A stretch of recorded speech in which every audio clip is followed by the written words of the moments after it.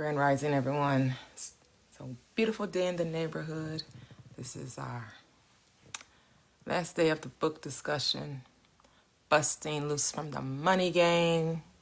Getting free from that limiting belief that money is scarce. That you got to work hard for the money. So hard for the money. You gotta work hard from the money, but you're never treated right. Letting go of that mindset that you have to work hard and get money to work for you and not you work for the money.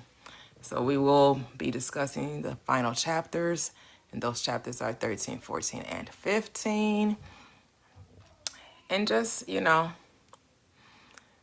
talk about our takeaways from the book, those things that have transformed our thinking, that have allowed us to view our reality from a different perspective, and to let go of the limitation, the fear, the doubt, the worry, the distrust, that the truth that makes you free in this 3D reality.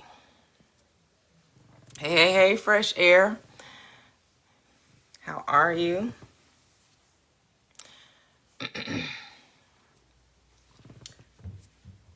Busting loose from the money game. And if you read the book or you listened to the book via Audible, I know the book is on Audible.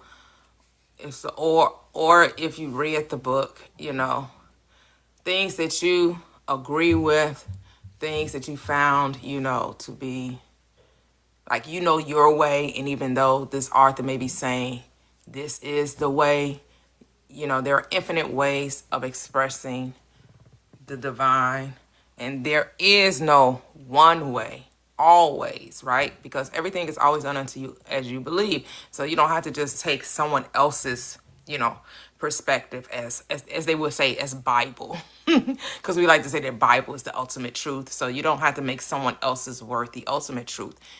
When we're studying and reading other authors' perspective on reality, we take what resonates with us, and then, we leave the rest on the table, right? You don't have to eat the whole, you don't have to consume the whole thought process of another, right? But you take what resonates with you, and then you apply it to your life. You see if it works for you. Yes, blessed and highly favored.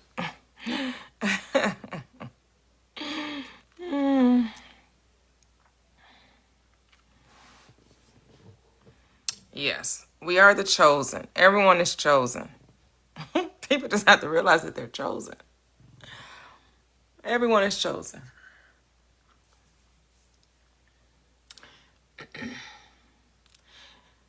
And what I really liked about the book is just reminding you that you're the operant power. You are the consciousness. You are the energy. You are the, you're here to tap into the wisdom that you are, the abundance that you are, the joy that you are, the love that you're. We don't have to try to be anything. Just be it. You don't got to try to do it. Just be it.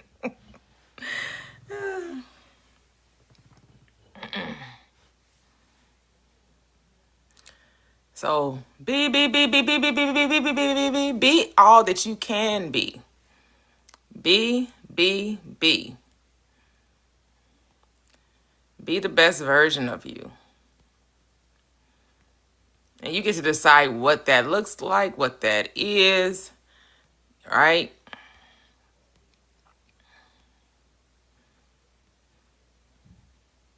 It is amazing. It is wonderful when you allow yourself. Excuse me.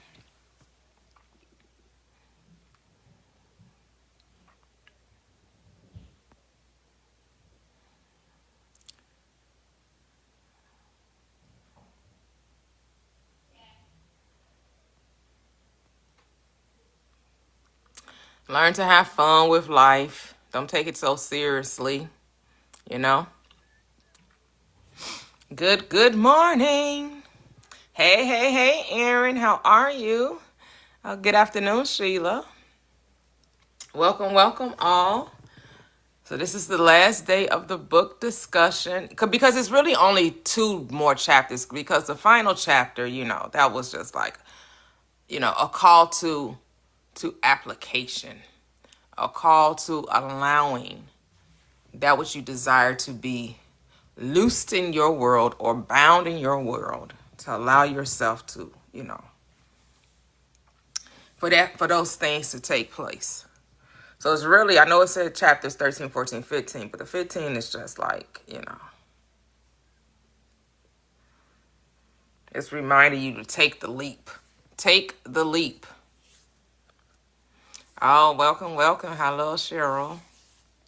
That's great, great. Good to hear. Good to hear.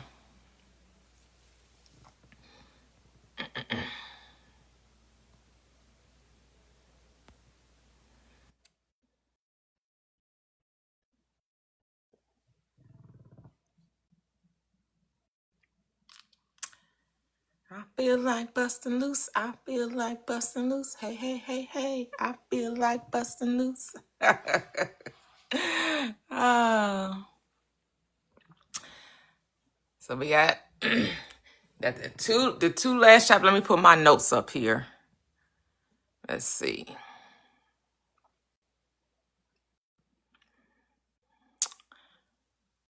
Is this the right one? Yep. Okay. These are my notes, my takeaways from the book, chapter 13.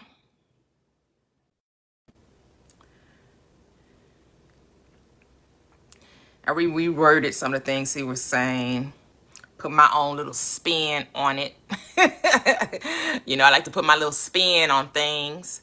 I like to how can I because you got to put it in your own voice so it makes sense to you, right? Because we're not parrots. I parrot another person's, thing. I mean, unless they're saying something like really resonates with you, and you're not trying to change anything up because it like really, really like sound. What up, what up, what up? What Peace to up? the What up? live. What up? What up, what up? What's good with you? Everything is amazing. How are you? Good, good, good. Chi-Town treating you good up there? Oh, always, always. For sure, for sure. Wherever Good to I get it. am. How about you?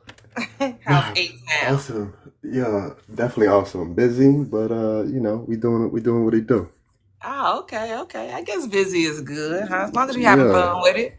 Have yeah, fun with absolutely. it. Yes, yes. That's great, great, great, great, great. So what you got on your notes? What's popping? Oh, my notes. So the title of the last chapter is Playing Without Limits or Restrictions.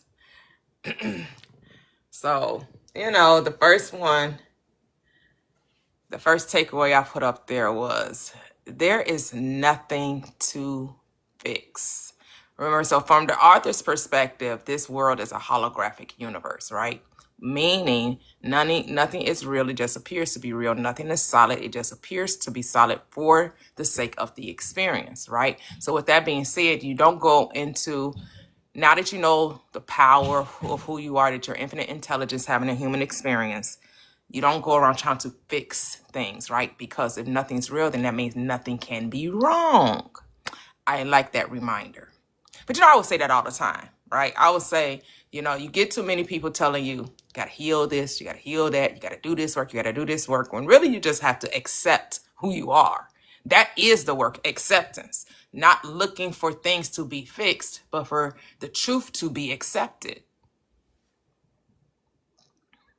And so you say, there's nothing wrong with you. If you recognize, if you're awakened out of your sleep state, and you come to the recognition that you're infinite intelligence, you are the wisdom of the ages, you are the power and wisdom of all there is, then how could anything ever be wrong with you?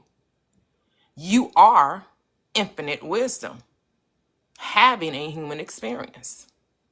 So you can't better what's already great. You can't add to infinity, and you can't take anything away from it. Infinity cannot be multiplied or divided.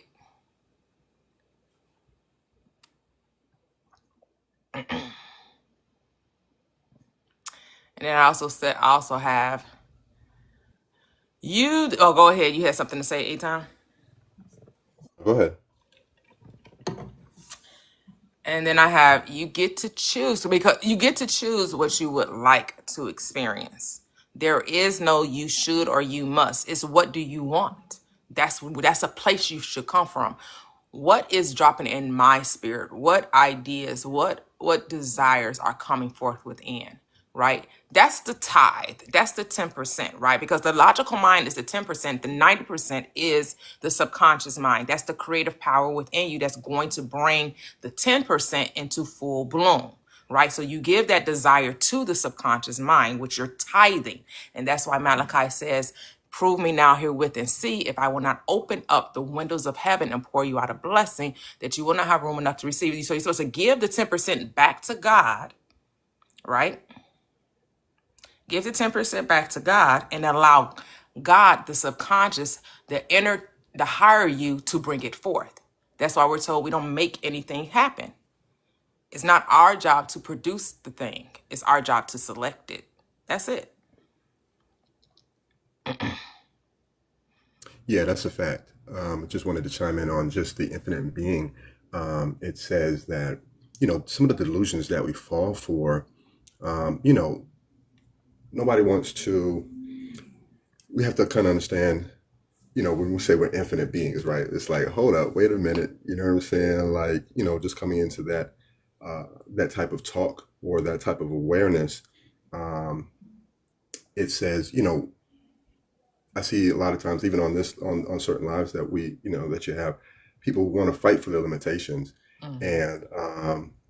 And what I've been able to really just adjust to myself is just being able to be at a place to accept that it is right, Mm-hmm. because your people say, you want to be able to be in a place to love yourself, to love, right? I think you said yesterday, love is the strongest language, right? Love is the currency, right? That overrides everything. And so it says, what does it say?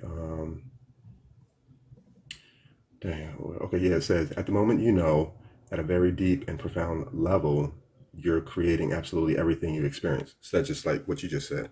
And then it says, from deep within your being, you have the power to create absolutely anything and pop into your hologram to play with. So for me, just being able to know how to translate these languages. Okay, infinite being, what does that mean? I think somebody just asked, how do you start being in the present moment? Like, you know, if you're infinite being, all we have is present, Mm-hmm. right? Mm-hmm. And so once we're able to know, like, when we're able to tap into that deep within being, then you kind of figure out, okay, dang, okay, numbers aren't real, money isn't real, accounts aren't real, the cash flow, those things aren't real. And then it goes to share that your natural state is infinite abundance. Mm-hmm. Okay, so when we're tapping, um, because because it is infinite, it is what it means to you. It doesn't Mm-hmm. have to be like you need somebody to translate or give you some type of understanding or awareness, because everybody has their different starting places and their different journey. So it just means differently, right? And I think that it also says that you have total trust and confidence in the truth of who you really are. So I think a lot of times we just have to be able to just kind of like simmer down in terms of just understanding and debase our what we thought was imagination. Because for me, at one point, imagination was just crazy. Like I would always have to use my imagination to see how to prevent other things from happening because something did happen.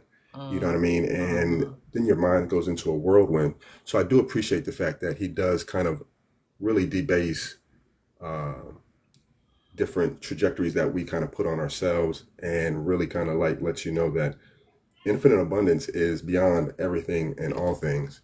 Um, and once we're able to, and busting loose is, because it says after the busting loose point, you express appreciation for all things. Mm-hmm. And so once I think we tap into that appreciation, we tap into just understanding and being cool with being infinite abundance, right? Yeah. Because we want to I we mean, want to be right. cool with, yeah. Yeah, because the But I bust think and loose just means to remember. That's all he's saying. To remember that you are this. Not that you're trying mhm. to be it, not that you're trying to get it, but to remember that you are it. Because we may define things intellectually, right? We'll have an intellectual discussion about this book, but you're only going to know the truth of this book through experience. We could talk about it all day long, but unless you accept that you're infinitely abundant, which means resources never run out, ever, it's a constant, effortless flow of everything you could possibly ever need in any moment of time. In any moment, whatever you need is always right there. The anytime you think you're suffering lack is you're creating the belief in lack. And so he's saying, well, you're infinite abundance, so how could you ever experience lack? That's not a thing. That's not true. You can never be without unless you create that reality. So the key is stop creating a reality of lack and then there won't be any. And what's practical when you say that? What's a practical reference point? I know you've kind of been in this lane for a while. For somebody that's just kind of entering in this particular language or awareness, what do you what's a practical awareness, that you Right. can So, like right. relate? Yes, I get what you're saying. So to make it practical for you, it's the way you communicate with yourself and with others. So normally when you operate from a state of you just don't have enough, right? Well, then you're going to come from a place that you're gonna say words like or say phrases to yourself and to others. Man, I'm broke as a joke. Man, I can't afford that. What you talking about? Man, that's so expensive. Like, man, they tripping. It's inflation. I can't believe. Like, what the fuck? Like And that's how this you're is going to talk. self-talk. That self And talk this is is what is how you. self-talk, If right? this is how you talking to other people too, right? It's conversations about money. How do you talk when you have conversations about money with other people, right? When people you on the phone with your boy or with your with whoever else whether you're talking to your employees, your coworkers, whoever you're talking to, and you get into the discussion about money, and they start complaining about gas prices, food prices. Oh, they would really love to go on vacation, or my job, man, they don't really give raises or increases, and when they do, they kind of funny with the money. They know they can really afford to give. Like all the conversation is just complaining and complaining and complaining and complaining how there's never enough. That's one thing that I didn't talk that even when I didn't have a whole lot. I didn't say that I didn't have a whole lot. I didn't speak of lack. I didn't say I'm broke. I never told my children, oh, you can't have a thing, or we go into the store, make sure you don't ask for anything. We can't afford it. I never. And some children can kind of sense because, like when I was a kid, I could tell my parents didn't have a whole lot. So yes, we didn't ask for a whole lot of things or whatever. But I definitely wanted not to have my children have that mindset that they couldn't ask for things, right? Just because they see what's going on.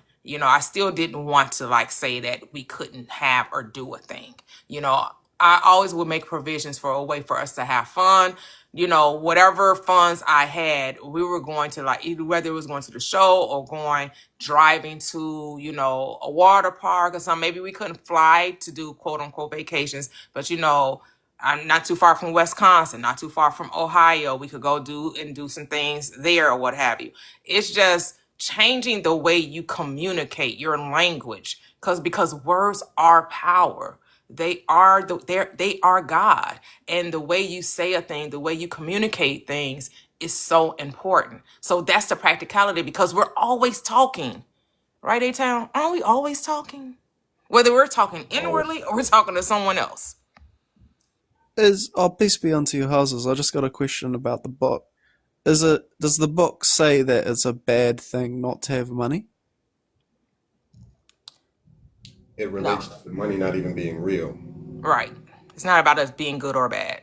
Hmm. Okay, so the good or bad thing is pertaining to not our. What about our relationship with it? Would you say it's a good thing to love money Why? What's wrong with loving money? Because really it's telling you are because it money. becomes your master, right? No. And then you'll No. sacrifice for that love, meaning you'll do Jared, things, maybe Jared, let me make pause you. business decisions. Jared, let me pause you. This is not a debate live. So if you want to discuss the book, you're welcome to stick around. Yeah, I was But just saying, we're does not the book debating say you. that the love of money is good, or does it say that love of money is a bad thing? I mean, I get what you're Check the book saying out. because you're coming from the script of the love of money is the root of all evil. But what does the next script? Read what comes after that script for me, since you want to reference For in the many script. have erred from the faith pertaining to the love thereof it. Right. But what does the next scripture say That's what the next after scripture after says. what Paul says? For the love of money is the root of all evil. What's the next scripture right after that? For the love of money is the root of all evil. For many, having loved it, have No, I erred didn't from ask the you to faith, define it. pierced I themselves asked with you many to read the sorrows. next scripture. You're not doing what I asked. I said read the next scripture behind it, not define it for me. I didn't ask All for a right, definition of the script. I'll I'm just get it asking for you you to because tell you're not me taking what my does the word for next it. But scripture say. Do you not know what the it next talks scripture about, say? Do you have a yeah, Bible? I do. It says because many have erred from the faith, pierced themselves with many sorrows Is that through the love thereof. exactly the next scripture after that? No, that's just paraphrasing, but I can bring it Exactly. up for I'm you if you like. asking you to tell me Yeah, the no next paraphrasing, script brother. after it, or we can't have the discussion. Yep, no trouble. I'll just bring it up. But as Latoxic said, this is not a, we're not going back and forth. Right, This is a debate. If book you don't want club. to have money in your world, don't use it. It's not required Right, because you money don't. is not about a physical dollar. Money is about a state of mind. Wealth is a state Yeah, of mind. Wealth is so not about what you have in a bank account. right, so it's okay to hate money, eh? That's not wrong. Hate Why would money? you hate Yes, money? it's your prerogative. Nobody's telling Sweet. you what you should and Why shouldn't would do. why would hate come into your vocabulary? Because some things we should despise, right? Like Nope. it's No, like evil no. itself. Do you love evil? Last time. There is no This evil. is not a debate live. If you don't Yeah, want thanks, to Jared, discuss for your it, time. you don't If have you to want to discuss No troubles. mute Jesus loves you all. Yeah, Jesus loves you too. Sounds like Hey y'all. Ah, that's funny. Hey, Ron. Hey. What's up, Hello. boss? Hey. Aaron, how are you? I'm good. I just wanted to I was vibing off of what you were saying before the whole just the last thing. But you were talking like about when you were getting money that doesn't stop you from doing what you want to do. Like right now, like you said, you could do a vacation like in Wisconsin, or you could have a vacation in your own apartment.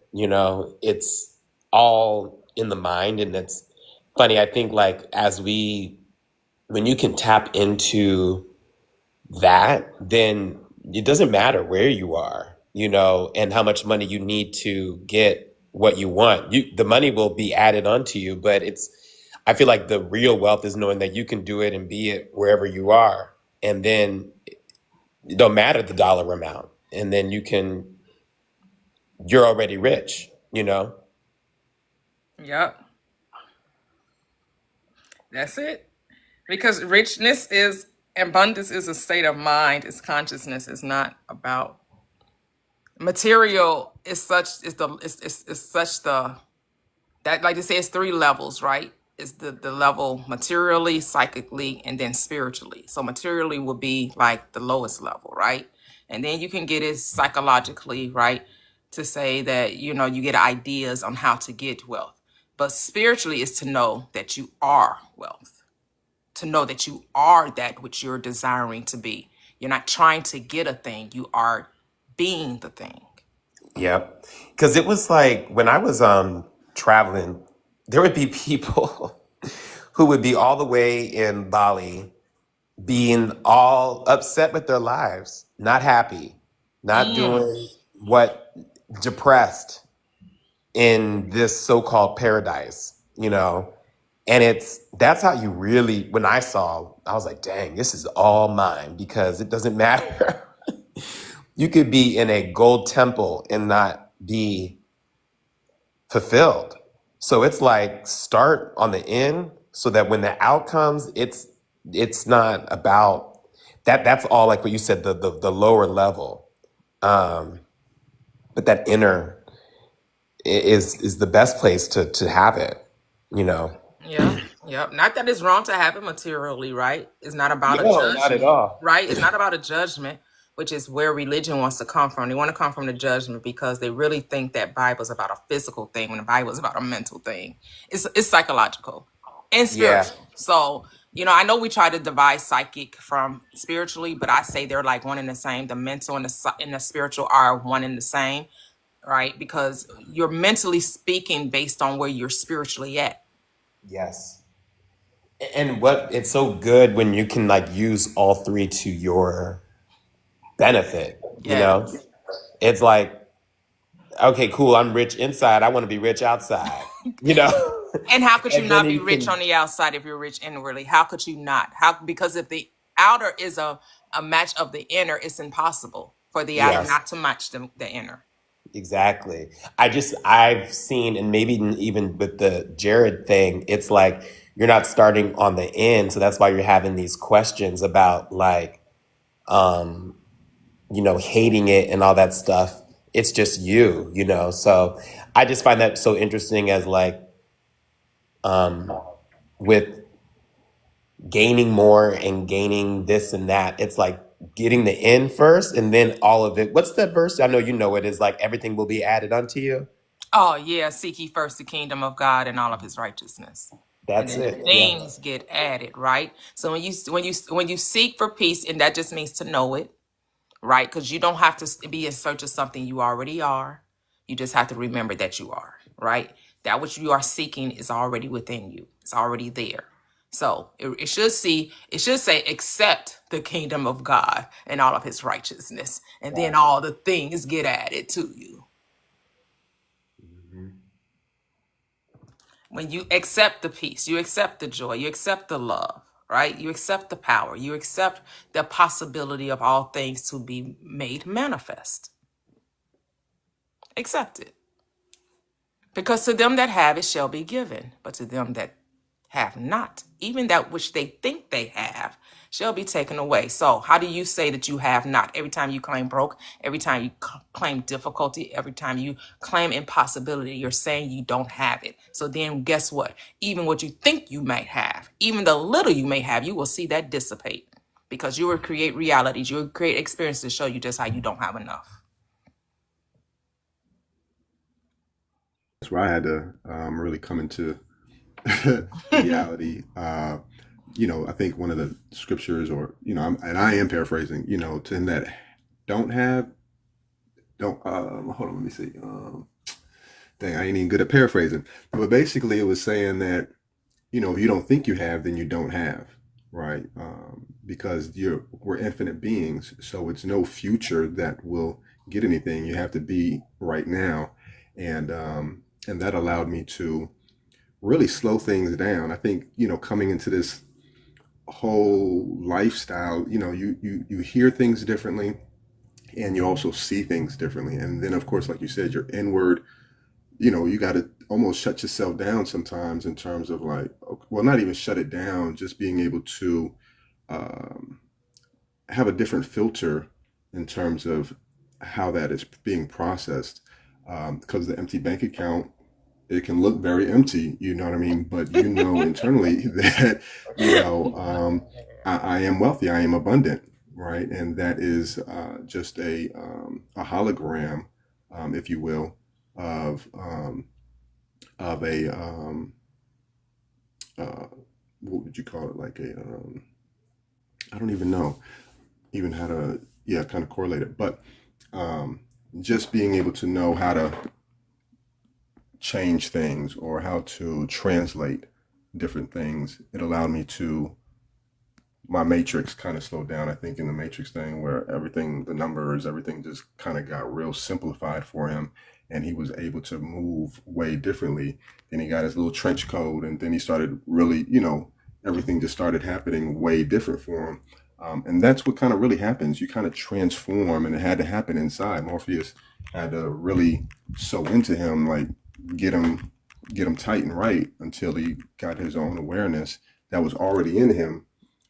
Then he was able to, okay, I am that dude. You know what I'm saying? I can do certain things. I'm flying, whatever the case may be. So Right. for me, it definitely had to be able to, okay, no, I am wealthy. I'm able to do this, or I'm able to accomplish this.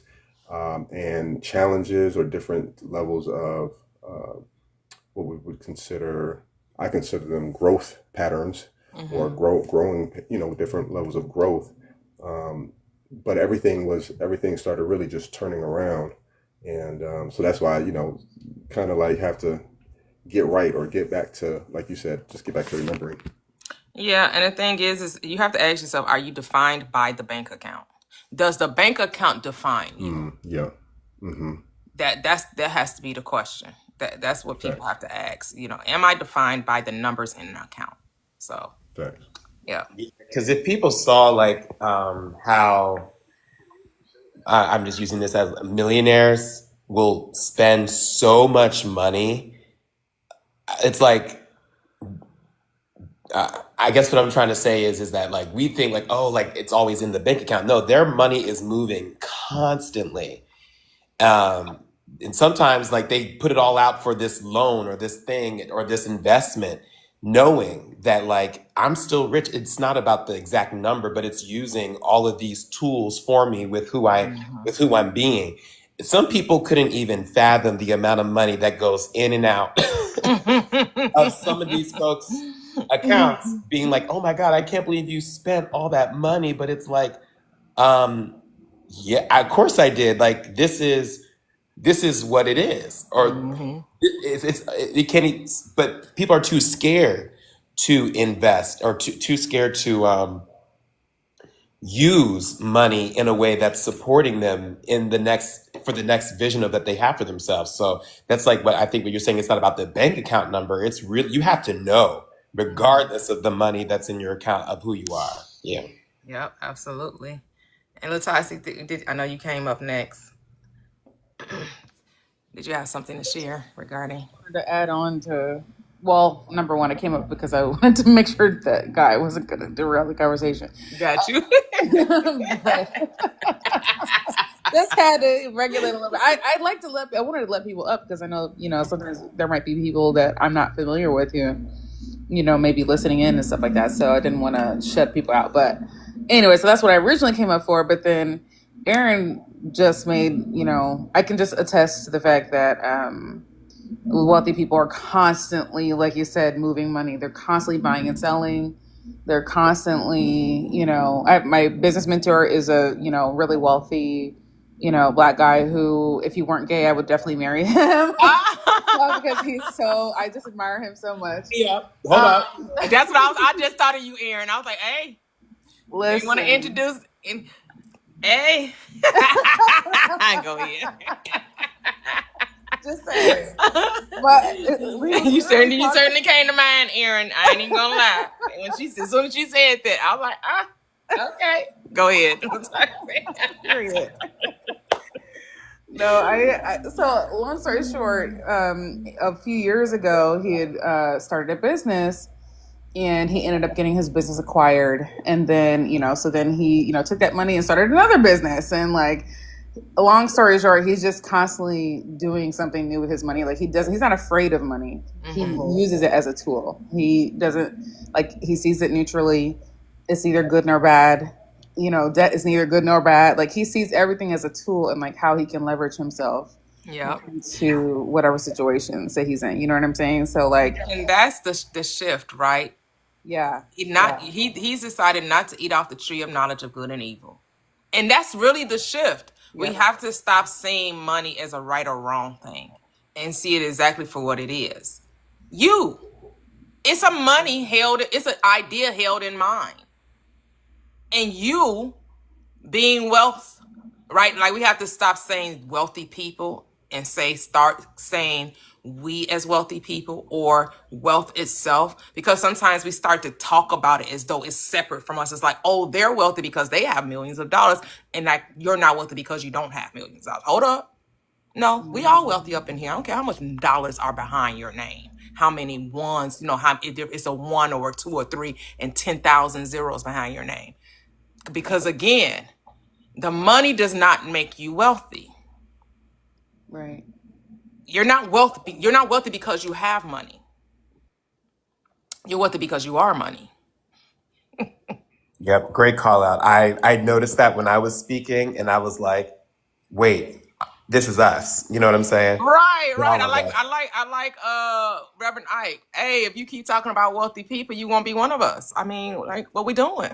Like, we Yeah. can't talk about it as if it's someone else. You have to talk about it as if it's you, because it One. is you.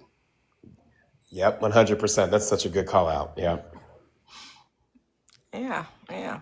And Go. Aaron, to kind of, oh, go ahead. I don't know if the toxic was done with her point, because I know we Oh, kind of go ahead, LaFox. came in on when she was like, "Oh yeah, my friend, my mentor." I know. We try to put Aaron on, huh? You guys are funny. No, that was the majority of it. That was the Okay, majority. okay, I got okay. hot for a you. second. Aaron, shut up. Yeah, it's too much. Aaron gonna DM you, little toxic. Listen, my DMs are open even though Send I'm in a pics. Let me relationship.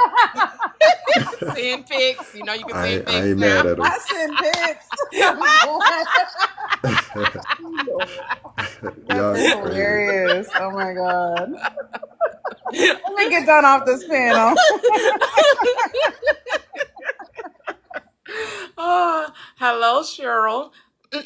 When I think of your name, I think of Cheryl Teagues to make sure I say it right.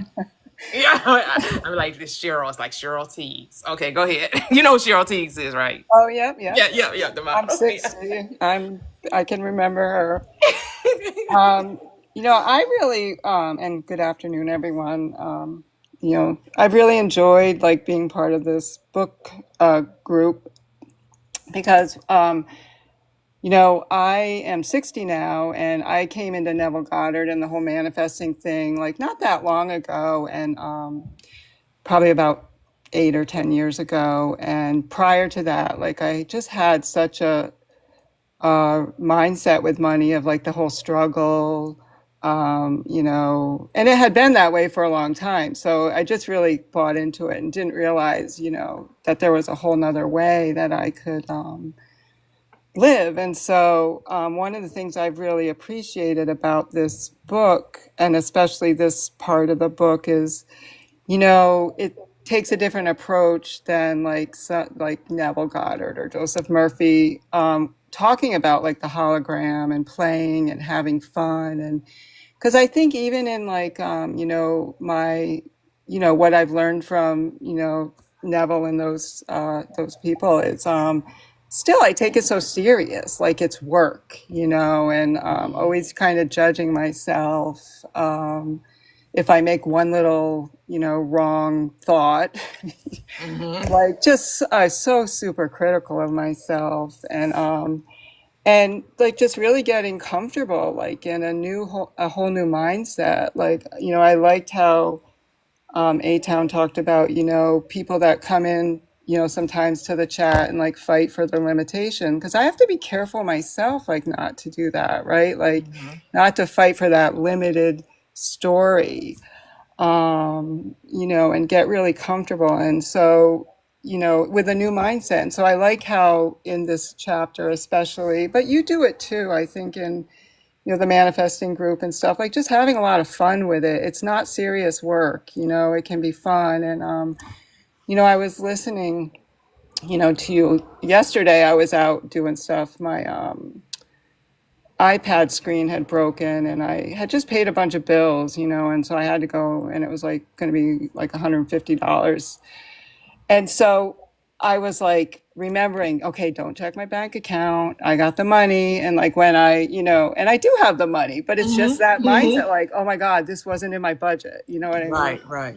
And so when I went into the place where they were fixing it, like just being friendly and appreciating and like just really getting into that place. But it's like, just having that new awareness that that's something I can do instead of going right back into that kind of limited mindset. And so, at the very end of the paragraph that A-Town quoted from, I had, I really liked, you have the total trust and confidence in the truth of who you really are. And I wrote next to it, like, do I? And like, so that's kind of like my goal. Because I think that's, for me, been the biggest, mind change is to trust myself that I can do this. Because, when you're looking for a God outside of yourself, you keep like I was waiting for that savior, and then to find out it's yourself, it's like, yikes. Am I up for this game, but the one thing I really did and do appreciate about Neville is, we always said persevere. Don't give up. And I've carried that with me through some of the harder times when it's like, am I ever going to get this? So it's been really fun to kind of look at it Yes. through a different lens of a game, and nothing is real. And, Yeah. and so and I like that. Like, I like to have different points of view come into my worldview because, I do think, I see the world through a very narrow lens of my own, so it's been really enlightening. So I've really Yes. enjoyed it. Yes. Yes. And I thought about what Neville says. He said, this world that you think is so solidly real is just imaginative. It's just imagination. Right. So that Right. lets you know that he's also saying that this world is an illusion.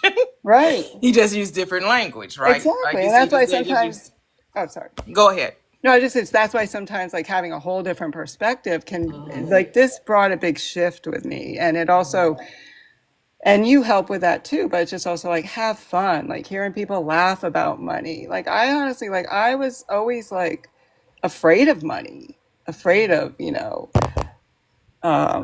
just from lack. I had a very lack consciousness.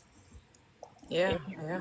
And many of us, or we were trained that way, especially if you weren't born into wealth, right? You're told your job in life is to work as hard as you can to get as much as you want. But then, when you come into the revelation or realization that these people that got it ain't working that hard for Right, right, like this. So that was the error. I wasn't supposed to work for it. I was supposed to realize I already had it. I just couldn't see it. I just forgot who I was. That was all it was. I just had to remember who I was and remember that, because of who I am, things must be. So whoever you're saying that I am, right? Like you said, am I? Do I? Right? So however whatever your self-concept is, who do you say that I am? Because whoever you're saying that I am, things must be according to who you say that you are. So you have to say, well, I'm infinite and abundant. That means abundance must be. And you talked earlier, like, about self-talk, and like that's something, and not even self-talk, but also like, when you're out in the with Those conversations you're having with everyone. yeah, it's We like, like to say impromptu because it's easy to get up here and we know what we're talking about. And so we're going to say the right things, right? Because we're so consciously aware of the topic. But I call right, them impromptu conversations. Like I said, that's when out of the heart, the mouth is speaking. Because it's when you ain't practiced what you're going to say and that conversation comes up.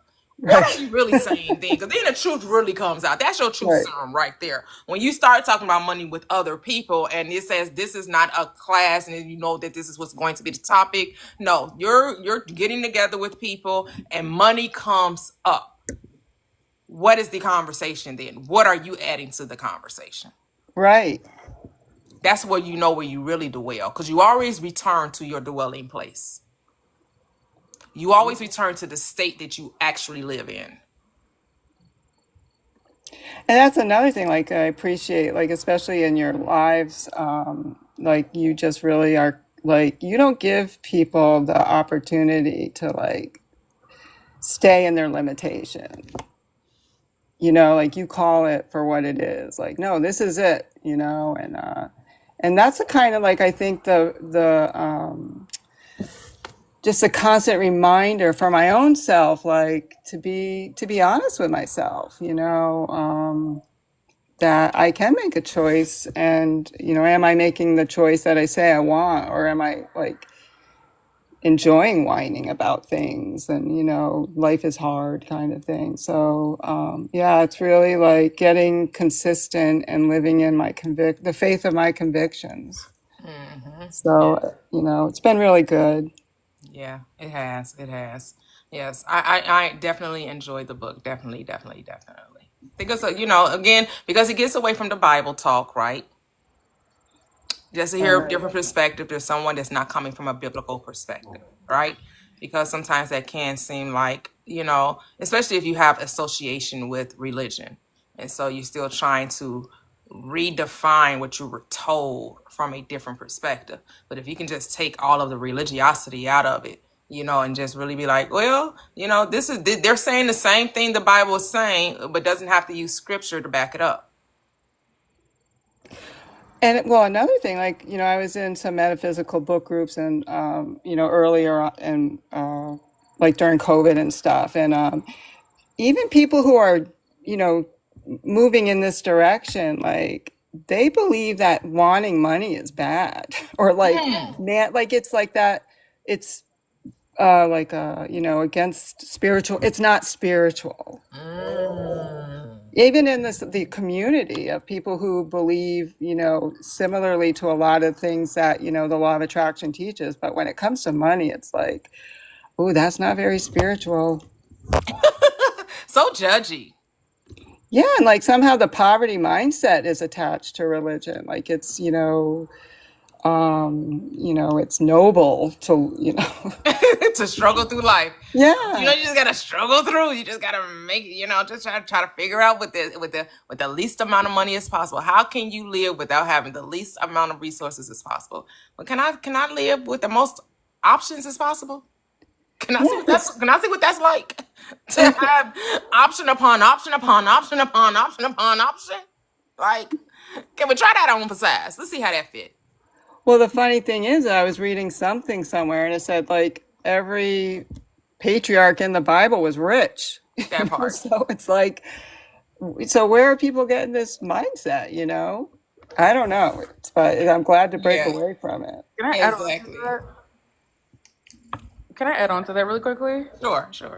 Cheryl just said that the patriarchs were all rich, and that's how they determined whether God was blessing them or not. Like that's how in the scriptures people determine whether someone was blessed. Like, I mean to say that it was not demonized at all in the Old Testament. Right. In the New Testament it was, but in the Old Testament, like the whole thing was like, yeah, Job had, his family and his wife and his, he had money and land and, livestock and all that stuff, right? That was how they determined whether or not, you were really connected with God. Right. I mean, I know they take that one scripture by Paul, and I was asking the guy to say the scripture behind it. So he was quite referencing, but I wanted him. I guess it wasn't the next exact verse. It's a few verses down, which is the 17th verse. It's in the same chapter that he was referencing and said the love of money is the root of all evil. But when you skip down to the 17th verse, he says, charge them that are rich in this world that they be not high-minded, nor trust in uncertain riches, but in the living God, which is who? Trusting in the I am within you, right? Who gives us what? Richly all things to enjoy. So are we contradicting? Because you can't say that the love of money is evil or wrong and then say that God gave you all things richly to enjoy. Because all it's telling you is not to put the power in wealth, put the power in money, knowing that you're the power, right? Because the Old Testament, I forgot the first part of it, I think it says to remember the Lord thy God, for it is he who gives thee the power to possess wealth. See, they don't like those scriptures, right? For God who gives who gives the power to get money. What is it? Well, how does it go? For God, I'll think of it because I can just think of the last part. It says that addeth makes thee rich and adds no sorrow to you. For God who makes thee rich and adds no sorrow to you. So, and of course, it's not just talking about, the Bible is spiritual. It is talking about the richness of the spirit, but it's impossible to have the richness of the spirit, to know the riches of the spirit and to suffer anything, to be in want of anything, to lack anything. It's impossible. And so we're going to go to Kev. Hello, Kev. And hey, Royal. We'll be coming to you next after Kev. How are you? Good, good, good. How is everybody? Great, great, great. Um, I've listened to this book so many times. I don't remember how many times I've listened to it. This is definitely will be a part of me revisiting because every time I go over the book again, I extract something else to build on what I've already abstracted. Hmm. So I really enjoy it. I like so many aspects of it. One of them is that we have the ability to step outside of the situation. We could be in the situation and step outside of the situation and decide how we're going to handle the situation we are aware of and create the scenario we want to create. I think T and I used to talk about having triggers. And if you had a trigger that caused you to act in a way that you know you shouldn't be acting in, you can actually step out of that triggering situation and handle it a lot better in your mind Hmm. and actually create the outcome from the trigger that you prefer Yep. rather than just living with, oh well, that's just the way things are, but oh well, um, I'm thankful for what I got. I'm just thankful that I have some money even though I don't have enough money to do what it is I want to do or need to take care of. Sometimes we have to catch ourselves in believing the lie, Hmm. into taking the lie and run with it. Yep. We develop habits of lack. Hey, if you ever go out looking for clothes for yourself or your kids, I remember there was a time where I would look at the price and then I would look at the garment. Hmm. Instead of looking at the garment and not care what the price is, Right. knowing that whatever it is, if I want it, I can have it. Yep. Yep. And sometimes you let what your eyes see determine how you think. Hmm. You don't see with your eyes, you see with your mind. Yep. So I had to train myself. The bank account statement, it has to reflect what I am inside. It doesn't dictate to me what it's supposed to be. I dictate to it what it's supposed to be. If I don't like that number I'm seeing, I change it inside because it's all just an illusion anyway. Yep. How can you react to something that you know is not real? Yeah, Do you like under- Neville said, you got to take money out of the equation. That Yes, shouldn't even be the what decides what you want to experience. yes, Decide what you want to experience. See yourself experiencing it, and then the money or whatever needs to be taken care of will be taken care of its own. It'll take care of itself. Like the money should not be in the equation. It should right. be what do I want? What am I desiring? What do I see myself experiencing? And then live from that state as though you already are experiencing it. Yep. I had a friend of mine many years ago.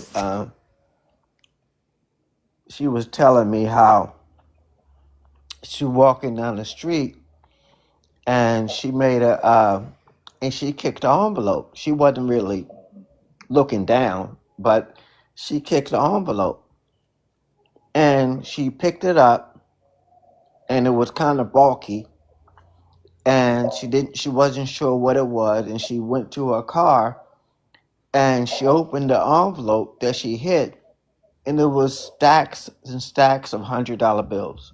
That's what's up. And you're like, and if you try to rationalize it, you can't. Hmm.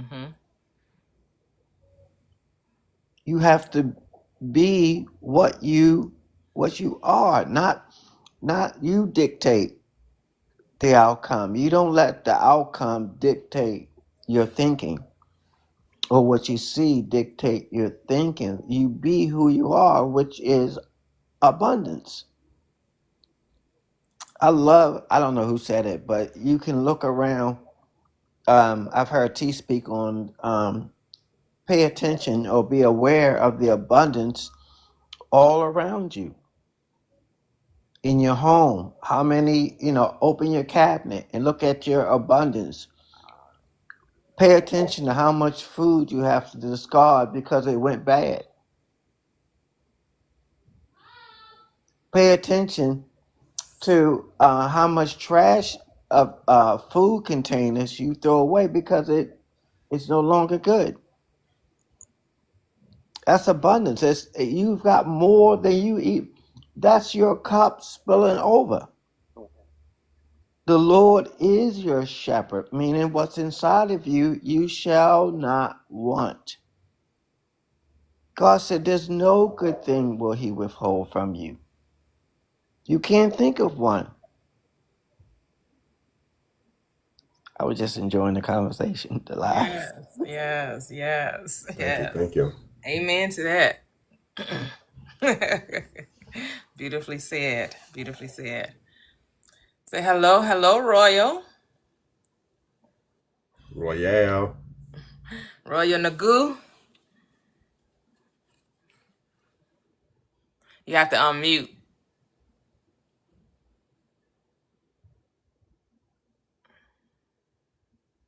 She might be asleep. Oh, okay. He said to skip him. Okay, I will come back to you. And so my final bullet point on this chapter was remind yourself how infinitely powerful you are and appreciate the things you have allowed into your world. You allowed it. That's the only reason why it's there, right? Remind yourself that everything you're experiencing is your creation, right? You imagined it into being, which is why it's there. Now, some things you may not have been consciously aware of, right? You might have unconsciously brought some things into your experience, but you still have to appreciate it. You still did it. You still got to be like, I did that, so I don't particularly care for it. So what I'm going to do? Reimagine it. I'm just going to reimagine it. I don't even got to make no fuss, no muss. I don't got to stress about it. I don't have to analyze it. I don't have to put it on a microscope. How did it get here? You know how it got there. You were thinking a certain way. You may not even remember that you were thinking a certain way, but it only came there because you were thinking a certain way. Because you energized it. You gave your focus, your attention to it, and boom, whoop, there it is. Hey, whoop, there it is. And so when you recognize when your harvest comes to full fruition, you get to separate the wheat from the tare. When the thing comes into full bloom and you notice there's some weeds growing up out of you, guess what you get to do? Uproot them. And how do you uproot them? Talk about it and complain about it and say, oh my goodness, I can't believe how I got here. Who put these weeds in my garden? No. You give your focus to the thing you want to see. You talk about the beauty of the garden, not the weeds therein. When you give your attention to the roses that came in full bloom, the tulips, the lilies, when you give your attention to those things, then the weeds, they die off on their own from lack of attention. They just go away. The moment you take your attention off the problem, the solution magically appears. Don't take my word for it. Just test it. Try it out. You ain't got to take nothing I say. You don't got to believe nothing I say. But try it out. Try not talking about the problem. Try giving your attention to the beauty, to the abundance, to the joy, to the love, to the serenity, the tranquility, the calmness, the stillness. Try giving your attention to that. Try looking for something to appreciate. You can even appreciate those weeds if you want to. Oh, man, I did that. Okay, I see you, weed. All right, I feel you. But now we're going to give attention to them roses. We're going to do the pruning shears of revision. And we're going to prune those, and we're going to cut off all those thorns on that rose bush so we can handle it. We ain't got to use no protection because we're going to prune it, right? And then you're going to see the beautiful garden that was always there. Because you know the beautiful garden was always there. You just had to what? Remove the weeds. How? By noticing and appreciating what? The beautiful garden. Because the more you appreciate a thing, it what? Adds value to it. It expands. So appreciate how wonderful and magnificent you are. Because the more you do that, the more you appreciate how wonderful and magnificent you are. Because the more you appreciate, the more things you get to appreciate. It's so simple. And we just like, really? Is that simple? Yes, it's just that simple. So easy. No, it's not as hard. No, it's just as easy to think, quote unquote, negatively as it is to think positively. Same energy.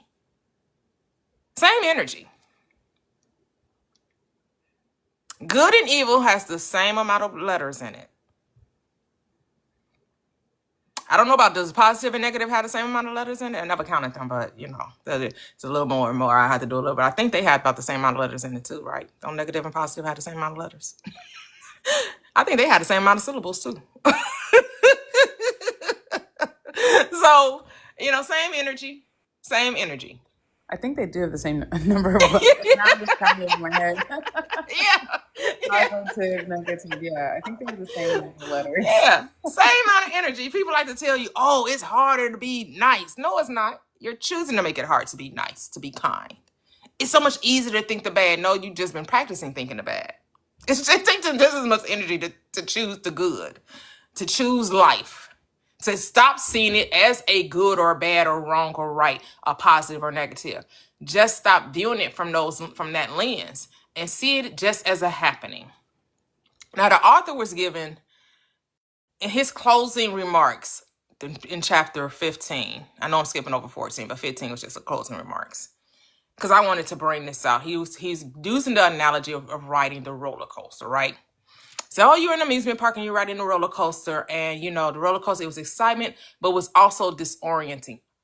I say wrong, because I was definitely a roller coaster rider. And I say in the beginning when I used to ride the roller coaster, like when I used to go to Great America, right? We had the Eagle. The Eagle was like the biggest ride in Great America for Six Flags in Gurnee, Illinois. And originally when I would go, because I was someone that was scared of heights, but I was still good on the roller coaster. I was still good. And every time I would ride, I always would close my eyes. I just closed my eyes and I was like, okay, I can just get through the ride. I'm going to go do it. I'm gonna experience the feeling of the stomach feeling like it's coming up out of my throat to go back down. I'm going to do it.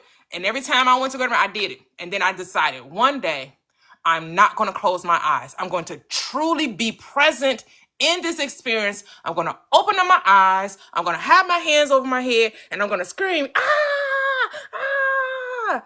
That's what made it so much enjoyable. Not trying to just get through the ride, but really experiencing the ride.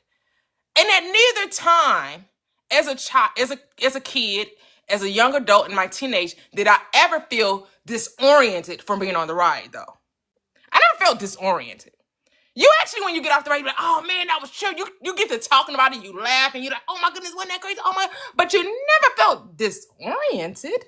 You actually talked about it as this, like, let's go get on again. Let's go get on again. You wanted to experience the thrill of it again.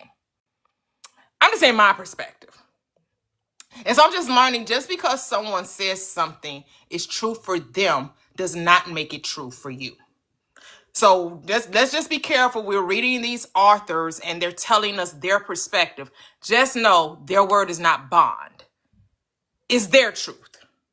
His truth is that when he goes to an amusement park and he experiences something for the first time or something he's never experienced, it's disorienting for him. I'm not going to take on that. Because I don't want remembering who I am, remember the power that I am, to be a disorienting experience.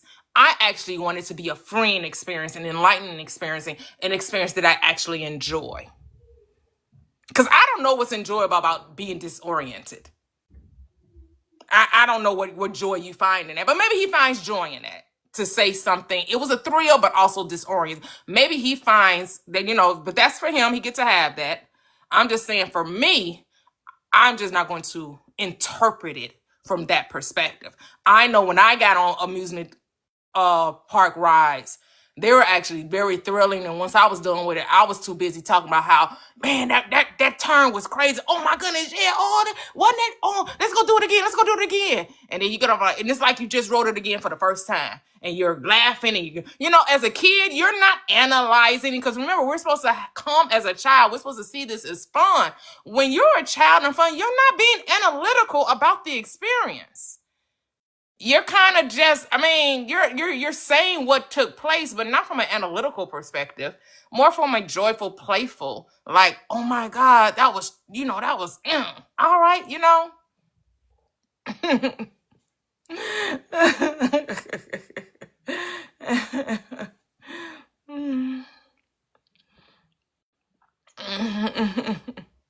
Yeah, we all have our own individual experiences, right? And adrenaline pumping, yes, yes. But I just noticed when you allow yourself to be in the moment, right? When you allow yourself to be in the moment, you recognize you're really not judgmental about it.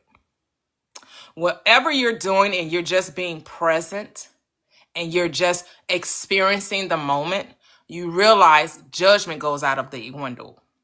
You're just being present. Like anytime I would go out somewhere and I would decide, I'm not going to say it's going to be a good time. I'm not going to say it's going to be a bad time. I'm not going to try to predict what this experience is about to be like. And that's when I would have the most fun. I would have the experience the most joy, when I didn't try to predict what the experience is going to be, but I just allowed myself to experience it without needing it to be anything, without needing it to be something other than what it is. But sometimes when you need it to be something, that's when you set yourself up to disappointment, because you need it to be. And then as soon as it doesn't go how you think it should have went, that's when you get all in your feelings. You're like, oh, I said it was going to be such a great time, and it was the most horrible experience. I can't believe I said it was going to be great. I said it was going to be, I kept saying my affirmations. But this thing happened, that thing happened, and it nothing went, nothing like I thought it would. And I envisioned, I did it, and it went total opposite. But if you take no thought, just take no thought and just let things be. Let the universe, as they would say, delight and surprise you. Just be in the moment. Just be in the moment. Just let your intuitive guide do everything. And I'm telling you, that's being more present. That's being more in the now, without trying to, prognosticate, prophesy. Because here's the thing. If you already know that all things work together for your good, do you even have to claim good? It's going to be good regardless. You don't even have to say it. You don't even have to try to figure out what's going to make it good. It just is good. I don't have to do anything to make it good. It just is good.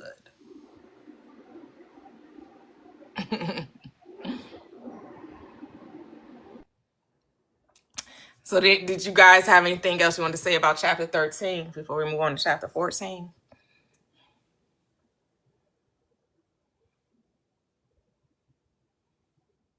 I'm good from my end.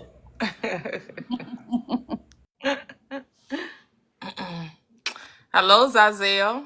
Did you have something to say? You can unmute.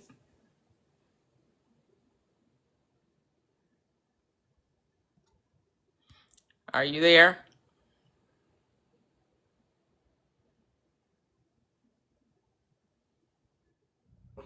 Yeah, I wanted to, when Zazel comes up, I'll let her talk. Just to be able to reiterate, the cosmic overdraft, right? It says you qualify for cosmic overdraft protection the minute you cross what you consider busting loose point or the remembrance. And I think this book club is, as much as it is for us to be able to reverberate what we read, even being able to shed light on, for the audience, the people that didn't read, right? Being able to know that infinite abundance is real. And if you're able to really And if you're able to understand how to or what cosmic overdraft protection is, for every time that you put $1 in a slot machine, you know, three, four, five, $10 goes back. I mean, comes back, you know, and stop being able to watch the numbers, stop logging into your bank account resources and tapping into that, where, you know, just some of the essence of what the book kind of resounds. I know we kind of skip around, but this book is like super, super dope in terms of just really engaging truth, engaging, demystifying a lot of things that we are not able to really articulate. And I think that's maybe a challenge for certain people to even come up and talk, is not being able to articulate the certain challenges and not wanting to have certain level of judgment crossed on them, you know. But this book really helps you tap into just the nuances of who, you know, of your original intent, of your original your infinite being, and you being infinitely abundant outside of money, outside of your bank account, outside of your past.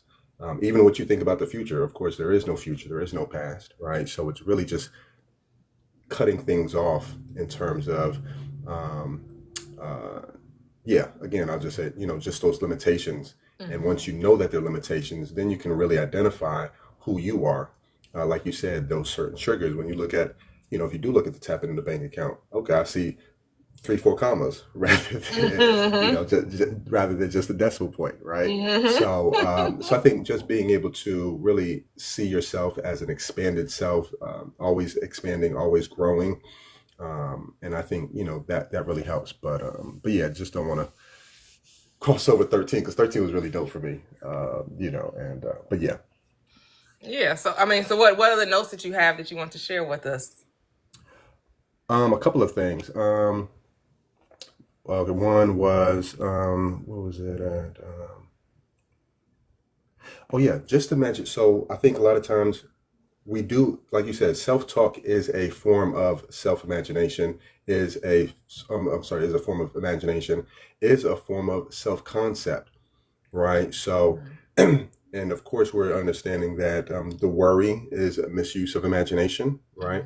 So if we can really practice imagining what life would be like, right? If and how it would change if you had, as the young lady mentioned, you know, not having to, not not going from the bank account to how you feel, going to how you feel to your bank account, and in terms of having that. And you know, overdraft protection may be a little bit eccentric, but just having abundance, right? And if you know, just imagine what life would be like if you were able to tap, if you did have, and your world did change to infinite abundance, where the accounts are, you know, full, and your natural state is infinite abundant, which would be tap into an unlimited supply. That feeling and that level of imagination, that stirs a different you, that creates a different reference point, right? Because your energy is everything. And a lot of people think that your energy is your bank account, or the energy is your bills, or energy, you know, we disperse, and um, oh man, what's the word? Yeah, we just really um, dilute our energy by attaching it to those outward things, rather than it starting from within, as you had mentioned earlier. And so, so it's not really, I don't have any real notes. I just kind of highlighted a lot of key things that really just kind of like stood out to me.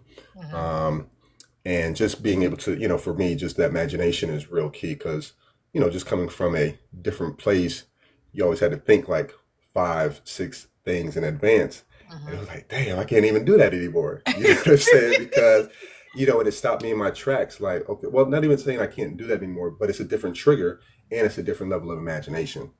And so if we're able to, I don't know, I said it on one of the lives where, you know, at a certain point, it was hard for me to really see life, or to really feel too good, right? And that was a, you know, and of course that starts with imagination.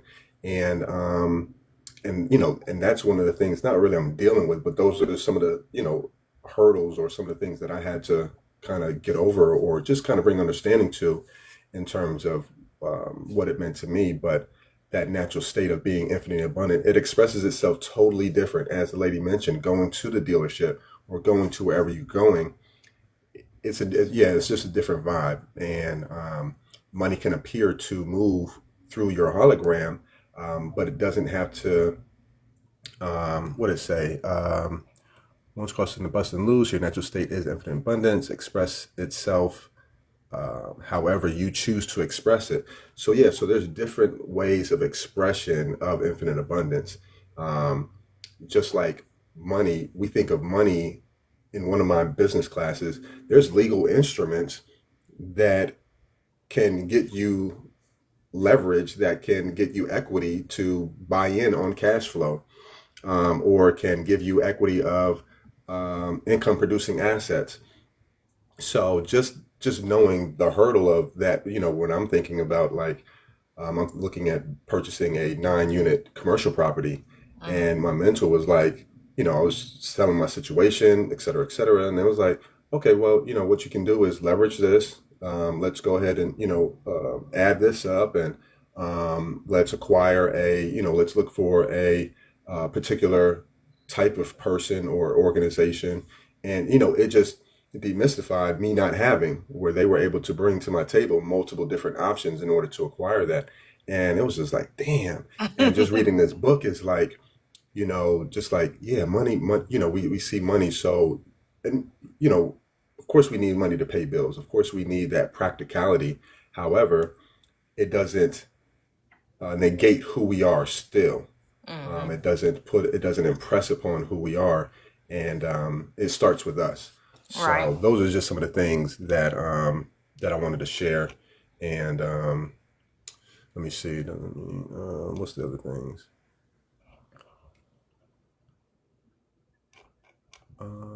But yeah, that's it. That's it. We can go on to the next.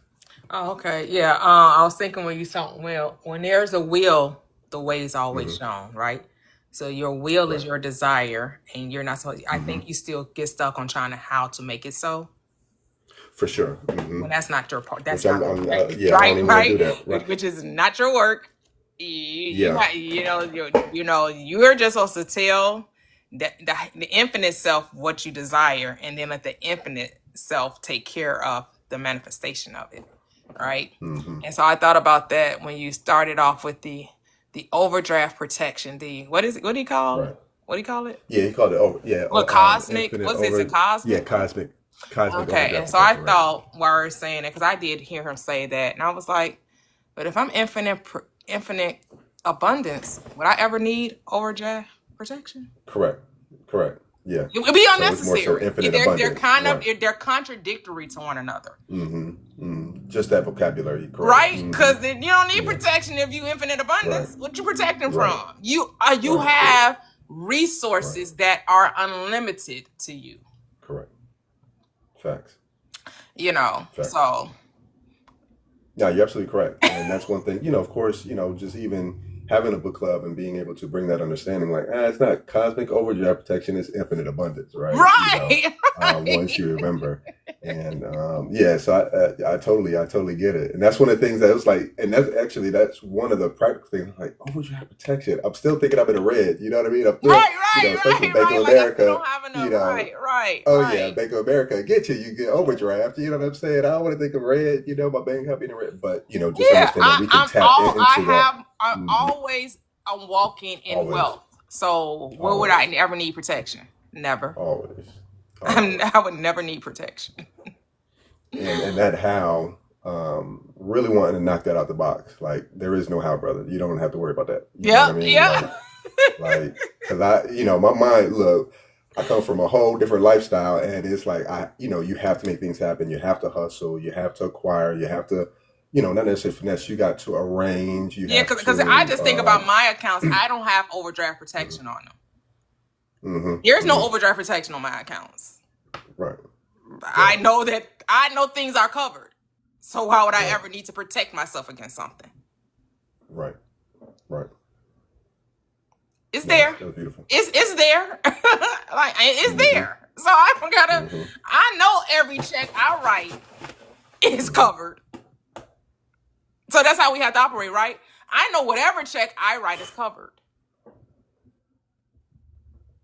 But I get what You still he's writing saying. checks? I get what he's saying, that because you have infinite abundance, you automatically, I guess, have a coverage, a protection. But Mm-hmm. I just don't want to look at it from that perspective, because Me for either. me, from But that I know what. perspective, kind of brings in a sign of lack. Right. Right. It kind of allows lack to creep in a little bit. Just that Because overdraft what word. if I don't have it? What if it don't have it? Well, Mm-hmm. okay, it's opening. What you mean? What if you don't have it? Mm-hmm. That's never should be a consideration when we're operating from the state of infinite abundance. Would never be a chance that you would never have it, because you're infinitely abundant. Mm-hmm. Yeah. Yeah, that's a fact. Good job. Yeah. And so we'll go to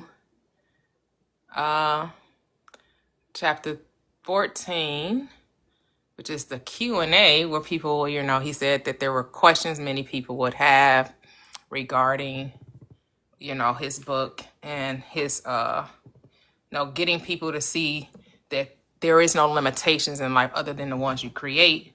And so trying to have, getting people to understand that, because people look at their life, they're like, well, I have all these responsibilities. What do you mean that I don't have to like make plans and not, I have children, I have a home, I have bills. What do you mean just live from moment to moment and just do whatever I feel like doing? I can't do what I feel like doing because I got a job. I got to pay, I got to feed my family. I got to make sure I make the money. I just can't do whatever I feel like. Well, that's the limitation right there, right? Because you believe you have to do these things as opposed you get to do these things, or you're choosing to do it. People don't think they're choosing to work. No, you're choosing. We really don't see that we're making this choice, right? That we created this whole scenario that we get to experience. So we can stop saying, I have to do it, and see it that I get to do it. And some things that you get to do, it isn't that you necessarily enjoy doing it, right? It's like, okay, sometimes your home may get a little disorganized, right? In order for it to be reorganized, you're going to have to either you're going to do it or you're going to pay somebody to do it. But this isn't I Dream of Genie and you just blink your eyes and then the room is totally in order now, right? You have several options to bring your room, your home back to an organized place, a clean space, a clean state, right? Some people clean as they go, where they never really get under you, right? You have the people they call OCD, they never let a thing get out of place. Nothing is ever out of place. Everything is in its place at all times. They take it out, they put it back. They take it off, they put it back. It's out of the drawer, they put it back. It's off the shelf, they put it back. Some people are just that meticulous when it comes to organization. Many of us are not, right? So many of us allow our spaces to maybe get a little disorganized. Some people more than others, but again, it's levels to it, right? And it's all about perspective. But if you want it to be reorganized, you're going to have to make a decision there. And here's the thing. You do it whenever you feel like doing it because it's your space. It's not, I need to do this every week. I choose to do this every week. I need to do this every 2 or 3 days. No, I choose to do this every 2 or 3 days. I don't even want to do it. I want to pay somebody else to do it. I'm choosing to have someone else do it for me. You see how the different language in that is? It brings power to you, right? You're understanding it's your power of choice as it opposed to you're a victim to the circumstance. The circumstance is the room is disordered and I'm disempowered because I have to do it. Oh my God, I have to, because if I don't do it, then it just won't get done. And then you make it this big thing. You make a mountain out of a molehill and you act like you didn't create the space to be disorganized in the first place when you did it. Just because it is about how you're perceiving the reality, how you're perceiving the experience. And yes, you can be crushed by the overwhelming of it, or you can appreciate that you created it. Yep. When I took those clothes down, yeah, I didn't hang them up. When I went to go wash, nope, I didn't fold them. Nope, I left the stuff in it. Yep, I created all this. Now the laundry basket been sitting there for 2 weeks, and somebody has to put these clothes away. So, and that's the last thing I like to do. I don't mind washing, but I damn sure don't like putting them away, hanging them up. I hate that part of laundry. I just, so either, you can continue to complain about, or you can never put the clothes away. And you can choose to take your clothes out of the laundry basket and iron and do whatever and never ever put them away.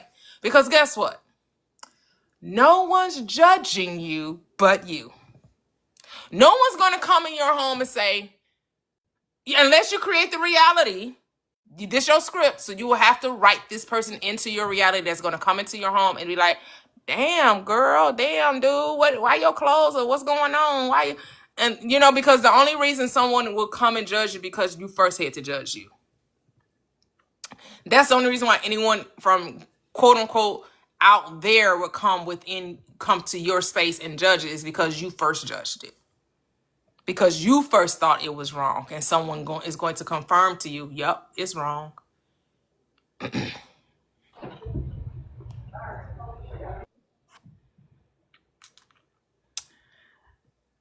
And so I like how he says it's not about what you're trying to make something happen. It's you're choosing the happening. You're creating the reality of it. And you really do get to decide, like, here's the thing. Any job, any career you have, you chose it. You chose it. You chose to go to get higher education. You decided to go for you went on the interview. You accepted the position. Now you're like, oh, dang, it's Monday. I can't believe I got to go to work. What do you mean you can't believe you got to go to work? You chose that position. Like, they didn't just hire you and they forced you to go work for them. You chose it. This is your creation. Appreciate your creation. And look at it from a different perspective. Oh, I get to have a great day today at the career that I chose. I chose to do this. And I will be exemplary at this choice. I'm going to be great, dynamic, amazing, because I'm choosing to do this every day, 5 days a week, until I'm choosing not to do it. Until you choose not to do it, you get to do it. Royal's back. Hey, Royal. Hey, great day, family. Great day, great day. So I was listening. Everything was some good stuff you were saying, and that's kind of what I've been working on this week. Was just kind of looking at things like I created all this. Trying to wake up every morning awesome. I created all of this. And That's hilarious. yeah, man. But yeah, the book was awesome. Great book. Good pick, A-Town. Yes. For sure, real good pick. Yes, did you having the same thing on chapter 13? I know we can go back. We'll have to stick to, you can, if you have something that stood out to you in chapter 13. I mean, I finished the book, but I wasn't able to take notes the last couple chapters. But Okay, no problem. yeah, I can just jump in while you talking. Yeah, I mean, I kind of see it, whatever, I would say about chapter 13. Chapter 13 was more or less reminding you of his application of his process, right? And reminding you that, those, when it comes to money, like just like anything else in life, it's all your perspective about it. It's all of your creation. And there are no rules to this. The system will tell you it's rules, but he's saying actually you get to make your own rules when it comes to money. There are no rules when it comes to money. It's whatever you say. And he said, if you try to play the system according to their rules, then you'll never have enough and you'll always be chasing money. But when you play when you play this game according to your own rules, which means there are none, and there is an infinite amount of ways for money to come into my experience, and it's just not this one way, but I'm going to leave myself open to all possible ways, right? Because it's not about me trying to figure out how to get money. It's me realizing that I am money. That's what's so amazing. I am money. Yeah. I am money. As Reverend Ike, There I was you listening to go. him this morning. I was listening to him this morning, so that's why I probably represent the I am money. So, because I was listening to. Reverend, I get lit. Hey, look, that's what I was thinking. I was like, Reverend Ike, this back in what, the 60s, 70s? I'm like, where are all these grandmas that got this knowledge? And grandmas and grandpas, Man, they he didn't was pass this well down? into. I think he was well into the early 2000s. I think Reverend Ike like passed like in the early 2000s. He transitioned like in the early 2000s. Oh, really? Yeah, he was Okay. around for a long time. Because it looks like a lot I of think he was the around things. even when Reagan Tell was it. president and Bush, huh? Tell him about them suits he was wearing. Mm. Had to be about the 80s and the 90s. Yeah. Hey, look, I thought he was just ahead of his time, man. I thought that was like the 70s.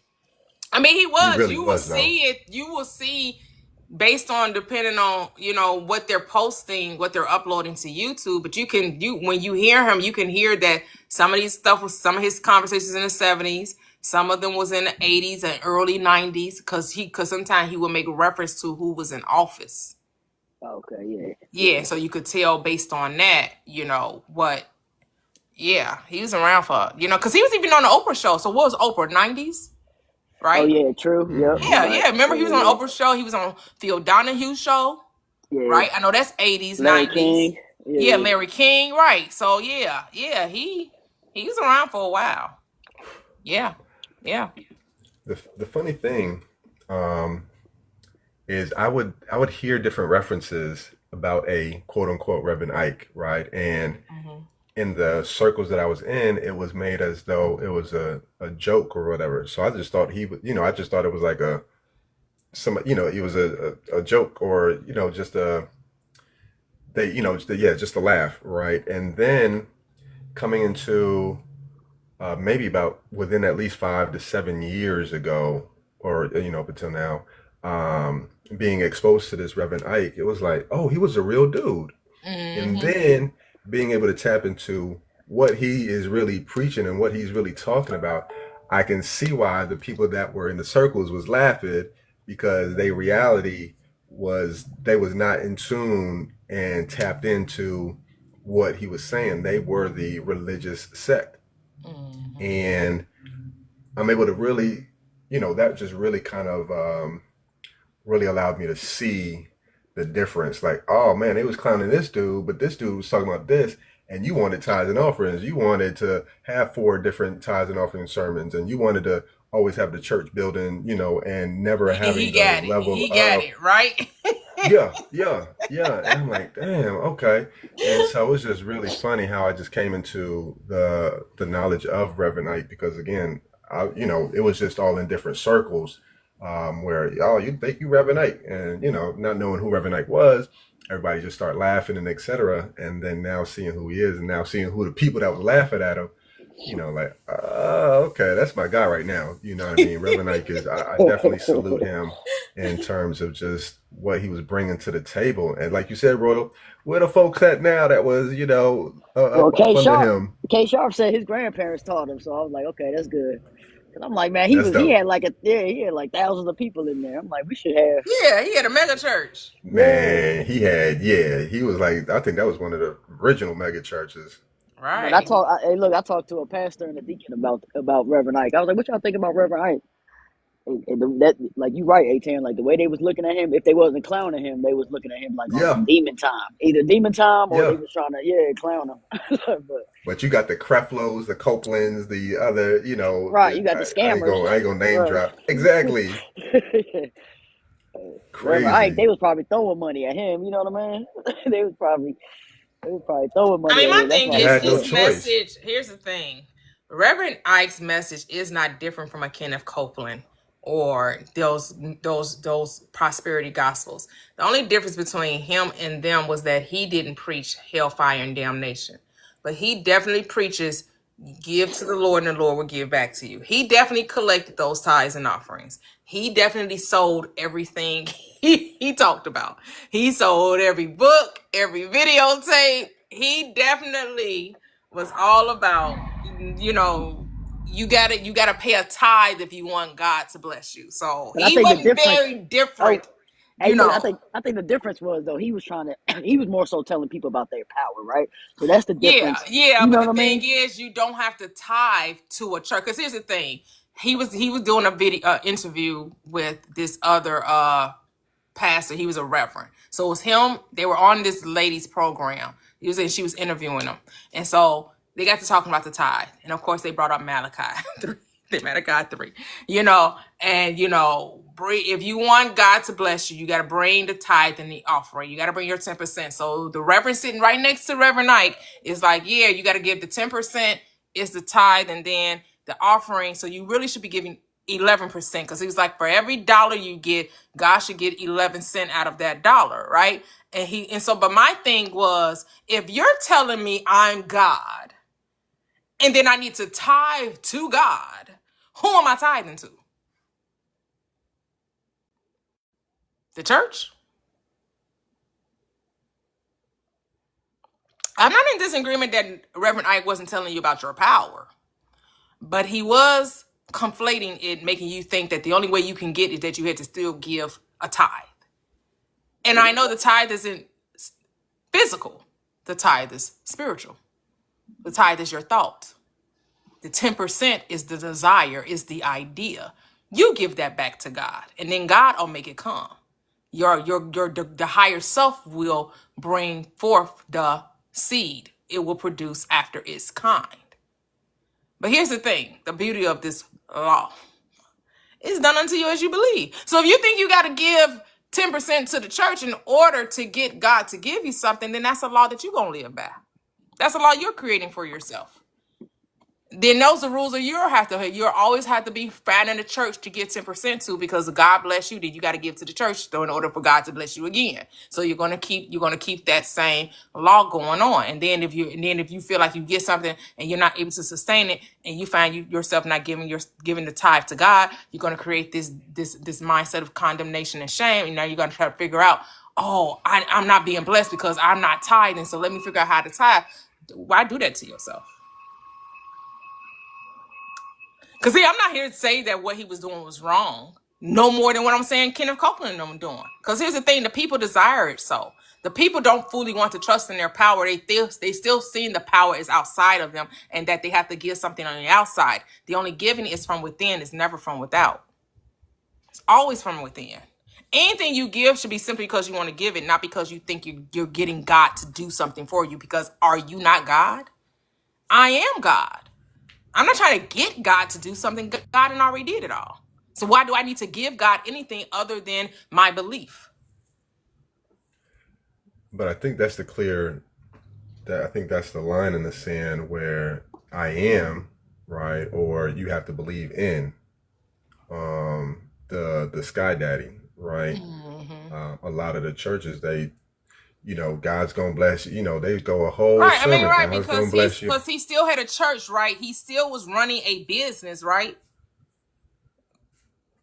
Yeah. He had a And he business. was a missionary, he was an evangelist and all that other stuff. Right. Yeah. He that church wasn't paying, he believed, but again, it's not wrong. That was his creation, right? That's how he saw spreading the gospel was he still kept that functionality of the church. Even though he's telling you, yes, the power is within you. You have the power to get whatever you want.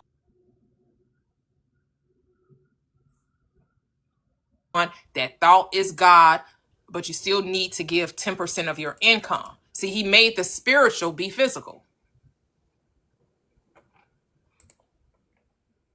But it's okay. It ain't wrong. That was just it. I just know I don't got to get to no church in order to be wealthy. I don't never got to send one nickel or dime. I did that already. I gave to the church already.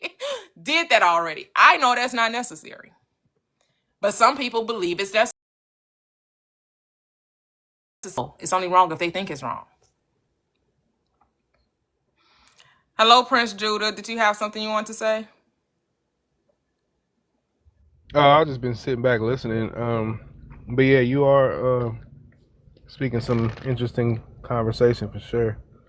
I think the prosperity idea of us, living and being able to manifest success and money and finances, I think that's of the creator's energy. You know what I mean? To continue to manifest what you want in life every day, and not just for selfish reasons, but to be able to do good for somebody else. You know what I'm saying? In the end of it all, I don't believe money is just for you, for self, but to be able to help the community and help others be able to be their best selves as well. So when you say help the community, what do you mean? I mean, I'm just saying in the sense of not being selfish. You should always be of service to others with your substance if you can. Okay, so does my service to others, does that empower them or disempower them? Because how am I being a service? Because to me, the best way to be a service to another is to tell them how to use their own mind. Exactly. That's right. To teach a man, it's better to teach a man how to make $1 than to just give him $1. Right. So yeah, to be able to spend time teaching a man, this is okay. I'm a business owner. I run a business. Mm-hmm. This is how I successfully manage mine. I can teach you how to build your own now. Instead of me just giving you $1, how about you come with me real quick and I'm gonna show you how to break this stuff down, and you can do it for yourself. Now, we don't need a homeless shelter no more because he don't have to. He can now go get his own house because he knows how to make money. He has his own way of doing that. You see what I'm saying? That's how it should be. But most people just think, let me just give this man $1. You know what I'm saying? And I'm of service to my community. No, that's actually making it worse. You know what I'm saying? So do you think that those that are in need of what you have to offer, do you think you have to go to them, or should they come to you? I don't know what you mean by that. What do you mean? So do you go out looking for people that you think are in need of help, or do you let those that say they're in need of help find you? Oh, it does. I mean, it could. It doesn't really matter. However, the situation occurs. If I can be of service, then I would want to be of service to somebody, whether they call me or whether I see somebody or go after somebody. I don't go looking to do no wrong. I don't necessarily go looking to necessarily do no good either. But if I can do good, then yeah, I'm gonna do good. Right. Okay, I feel that, because that's how I look at it. It's not for me to go around trying to tell people the way they're living is wrong. No, I agree with you. Right? Yeah. Because some people have that superhero mentality. Everybody trying to save us, be Captain Saver. You know. Yeah, no, that's not me. I grew up around pimps and players when preachers too, which is it ain't too much different between pimping and preaching. No Captain Save him over here. Oh my goodness, you are so right. You are so right, because if you understand that the mind is the money, right, and whatever you can conceive in your mind, you can definitely achieve. Because here's the thing, what I do know. No two people that made $1 million became a millionaire or know that their wealth got it in the same way. No way. The 10 steps you did is going to be 5 steps for another. Mm-hmm. Because there's because consciousness or God or whatever name you want to utilize is not a one-trick pony. No, infinite ways. It's infinite ways to bring about the wealth that you desire to experience. Right. I was gonna say he made it possible for the possibility of infinite possibilities. Yep. So there is no way, single cookie cutter way. You know, I've seen people make businesses out of the weirdest stuff you could imagine. Yeah, I saw. Did you guys see that video on? I saw it on my FYP on TikTok. The people that became millionaires by selling nothing, like the person that sold the pet rock. Wow. Right, he made over $1 million, and this was years ago. What was the pet rock? Was that in the 70s or 80s? I think I remember hearing about that. Yeah. Yeah, the pet rock. And he said he did it out of a joke because people around him were complaining about how they had to care for their pets and all the things they had to do for it. So he did it as a joke, and he sold all these. You know, of course it was a fad, but he still made all this money. Money, yeah. You know, and then they said somebody sold fresh air. in a can. I'm like, That's not crazy. so fresh air in a can. Man, Because man, come on, that's crazy. I can't remember the other. It was 3 of them though. It was 3 of them. I can't remember the third one. Those were the ones that stood out. And then you For have some whatever people. reason, those 2 stood out. Maybe the other one will come back to me because the video was about 3 different things that people had sold. They were just selling nothing, like, because they said the rocks was just something he got off the beach and put it in a box and shipped it to people. Wow. And gave them instructions on how to care for their pet rock. The pet rock that didn't really need you to do anything for it. The pet that you always been looking for. The one that Right. took no work at all to care for. That's Probably hilarious. sit it in some sunlight. Make sure it stays in this box so the air can get to it, and you good. Millions Because the of box dollars. had holes in it. I'm like, the box had holes. Like as if the rock needed to breathe. I'm just like, That's comedy. yeah. I mean, because here's the thing: is like that just shows you how much consciousness has a sense of humor, right? Because that's the yeah. funniest ish that somebody could make millions of dollars selling a rock and calling it a pet. Or somebody putting air in a can.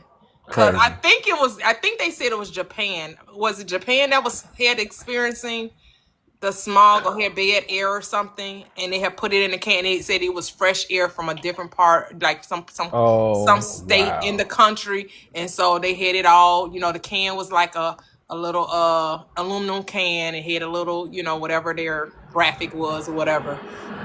And yeah, it was fresh air in a can. If you just wanted to smell just some fresh air for the day, just open up this can and you will get your can of fresh air. That's funny. I saw a dude on Facebook Market selling his hands, talking about he'll knock out any nigga y'all need to knock out. Just come buy these hands. Oh, Like what? He was selling his hands, man. He was like, I'm giving out fades for $10 or something like that. He was talking about. But I'm sure he's gonna get about $1,500 next weekend. Warrior said bottled water. Yes, that's been the biggest. The bottled water has been, and we ain't let that go. That bottled water ain't going nowhere. That bottled water, everybody sold on that bottled water. We have been hook, line, and sinker with that. We ain't letting that bottled water go. We are really convinced that the water in the bottle is better than the water in the faucet. And we have absolutely no idea if they are. These people can be filling up these bottles of water with tap water and we wouldn't have no idea. Well, that was a big thing with Dasani. You remember that? Dasani water already got caught doing that. They was really? Dasani got yeah. It was just regular tap water. Just regular tap water. That's all I was like. I live in Chicago. They say we got the best tap water on the planet. I'm like, go ahead and give me that tap. More regulated than bottled water. I'm a pray for you. Tap water is more regulated than bottled water. I believe it. It's wow. It's wow. It's wow. Wait, you have a lot of noise in the background. I'm gonna put you on. Oh, my bad. Yeah, go ahead. That's okay. I don't know if Albert, are you there? Just want to pause. Hello, Albert. Hello. Hello, how are you? I'm good. And you? Great. Yep. Consciousness. What did you say? I'm looking at the prompt and what you wrote. Yeah, this is a book club discussion. We're discussing the book. Oh, okay. Yeah. Oh, all right. I thought it was just prompts and stuff. No, it's a book. The name of the book is Busting Loose from the Money Game, and chapter 14 is the Q&A section of the book. Yeah. Oh, yes. Right. Yep.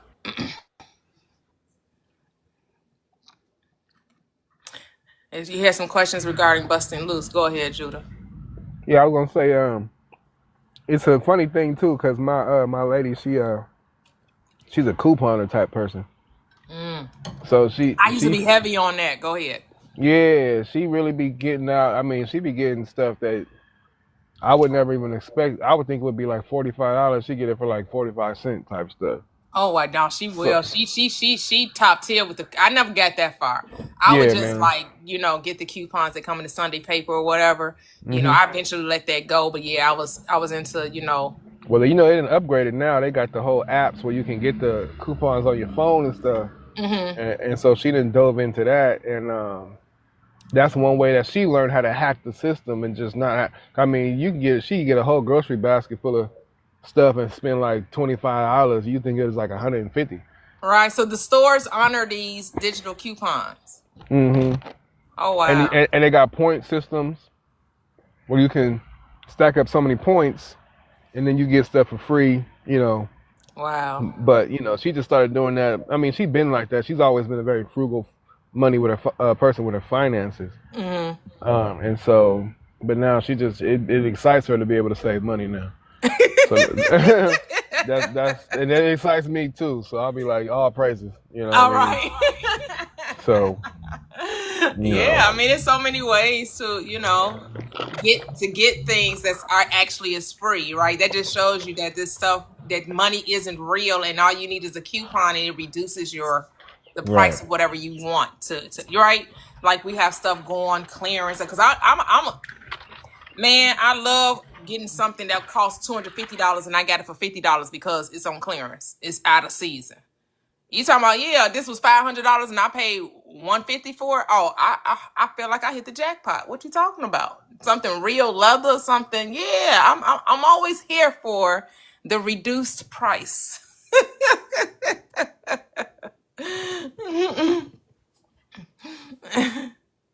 Oh, And that was a even with that, Slumdog. I never watched that Slumdog Millionaire. They filled the water bottles with tap and glued the top on. Oh, oh, see, man. In so many hey, look, ways. Toy, I was gonna say even with that, right? Just the way what you're saying, right? You buy something that's worth 500 for 150. Hmm. It's more like the energy you coming from, right?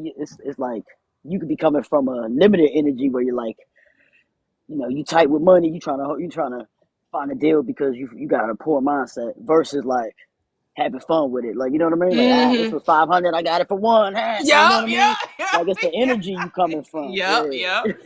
It really is perspective, right? It really is perspective. Because it's not that I can't afford to spend the 500. I can, I have it. But don't it feel good when you want something and then you feel it's reduced, right? Like you find out that, because again, what is price or what is cost, right? Who's setting the market? The cost of a thing is whatever someone is willing to pay for it, right? That's what sets the value. Absolutely. So that means it's all relative. Mm. Yep. Exactly. Right? Because that's why we have house market crashes, right? Because Well, what that's. made the Hmm. house be $1 million today and then 2 weeks from now it's 250,000? Who decided that? But here's the thing: when you understand the power of your mind, it was like we had a guest, Anna, when she's talking about her mom selling her home, and she was like, "Man, my mom sold her home at a time I thought she shouldn't have sold it, and it came off the market within days when she thought that was the wrong time to sell it. She wasn't gonna get the price she wanted from it, but she got everything she wanted because she knew what she wanted and didn't try to make excuses for it." See, someone could tell you that your home is only worth 250,000, but you saying it's worth $1 million. Somebody's going to come see that value if you really know the power of the mind. Hmm. One man's trash is another man's treasure. That's another thing too when it comes to the perception. Yep. Because you really, that's when you really get to see how you can manipulate reality and how it can bend to your will. Because that's really what it's about. Understanding the law of mind, that everything is based on your assumption about it. Because I like the phrase, I thought Neville Goddard said it, but Neville Goddard didn't say it. He got it from someone else. It says, an assumption, though false, if persisted in, will harden into fact. If you keep telling a thing, because it's not about if it's true, it's if whoever is hearing it believes it to be true. It isn't about what's true, it's what do you believe is true. Because based on your acceptance That's of a good. thing determines how you're going to proceed, right? So it doesn't matter if what you're telling me is true or not. It's, do I accept what you're saying? Because people, a lot of people, quote unquote, a lot of people all day long, right? That's true. And then, because it isn't about them lying to me. It's about, do I believe what they're saying? Yeah, because you're bound to your belief. Yep. You're bound to it. So just like I tell people all the time when it comes to religion, if you believe in your deity, if you believe in the hell and all of that, you might find yourself in a space like that for real in reality. Yep. Even though the creator, the all conscious one, the all knowing one doesn't have a hell for you. Nope. But if let's just say you believe in a God, and your God is trying to tell you that if you don't do this and this, you're gonna go to hell. If you believe that and you fall up under that God, when you cross over, that spirit can bind your soul into a hell. But that's because you perceive that into, your way Yep. of thinking. Into your If you reality. That's say, why people if you dream say of it, right? That's why people dream of hell. exactly, but if you understand that the great conscious, the all conscious one, is not, he don't got no hell for you, or it doesn't have a hell for you, and you live to do good to others, you're not gonna you'll find yourself in a different situation. Indeed, Yep. because you didn't allow that bullshit in your space. Yep. Yep. That's when people try to convince, oh, you need to go watch these videos, thousands of NDE videos telling you about hell. No, you need to go I watch the did watch videos them. that's not telling you about the hell. Because there are Yeah, plenty of those too. There are yep, plenty of NDEs that saying, hey, I yep. went to the other side and I could see everything that was going on. I exited the body and I could see all, and I saw light and there's nothing on the other side, or I saw a great light. Everybody has their own perspective. You're going to hear so many different perspectives because it's infinite, because consciousness is infinite. Mm-hmm. And there's no one way. It's Mm-hmm. infinite ways. Mm-hmm. Yep. The creator of all is not locked into a man sitting on a throne somewhere telling you finna go burn for eternity. Your chestnut's gonna be roasting forever. No. Right. Chestnuts roasting. I That's some crazy doctrines, man, we got out here. It is. So we're gonna get back to the book. I don't know if you all noticed questions that he had questions in the book that came to you all's mind that you wanted to talk about. I know his biggest thing was reclaiming power, but the more I thought about it, I'm like, are we reclaiming power, or are we remembering that we are the power, right? Because I said reclaiming power or adding to power. It's an illusion. You cannot take away or add to infinity. And you are infinite. So the illusion of the whole mindset of reclaiming power is the illusion. You never lost it. You just forgot it. Right? We never lost power. We just forgot that we are the power. Yes, remembering.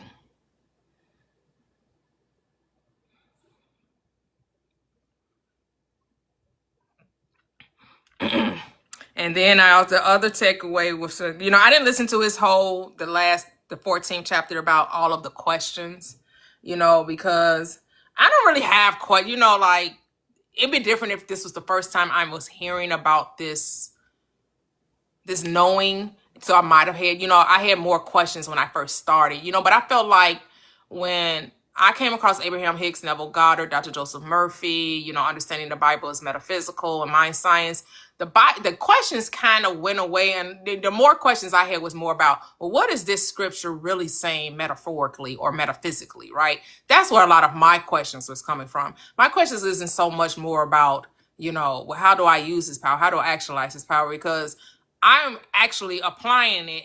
And my questions is more about, settling in my mind, this is who I am. Like, I'm remembering it, and I'm remembering it to make sure I'm one with it, right? The atonement at one mind, making sure that I'm singleness of mind. See, when I be single, the whole body shall be filled with light. When I make sure that I'm single minded, nothing can stop you. When you recognize that your singleness of heart, singleness of mind, you are unstoppable. Nothing can stop you. It's when you're double-minded, that's when you become stoppable, because now you're teetering between, you're halt between two opinions, and you're trying to see, can it happen? What will it happen? Maybe it won't happen. Maybe it can't. When you can get into the state, know it's already done. Oh, it's nothing that you cannot have be, and the doing is not even your work. The doing just happens. And so to remind you that none of your experiences limits you. Nothing has power over you. You have to create the illusion that it does.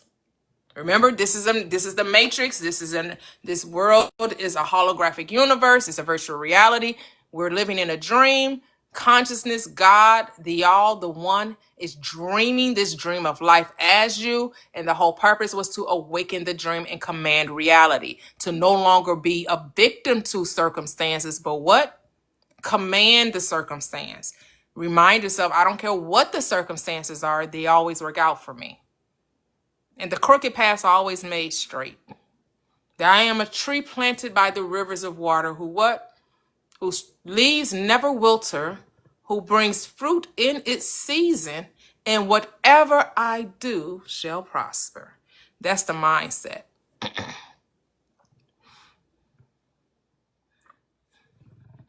Did you have something to say to that, Kev? Go ahead. I wanted to say something about the fruit in due season. What's that referring to? I believe it's referring to the law of reciprocity. I don't know if anyone in the live heard of the law of reciprocity. I'll describe 3 of the characteristics of the law of reciprocity. Now, bear in mind, it's a law. It's what I call a God law or a universal law, which is different from man law. Man law can be broken.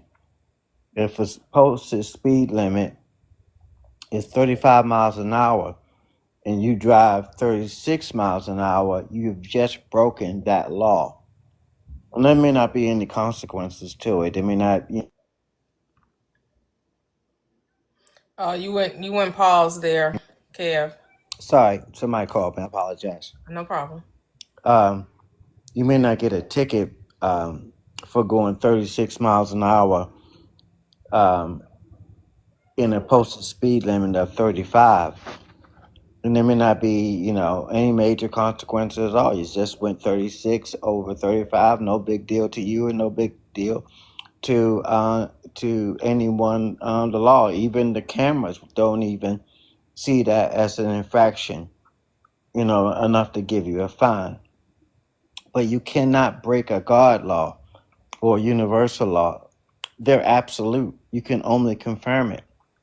So the law of reciprocity says, and I view this example I'm giving to you, the seeds that I'm referring to are your thoughts.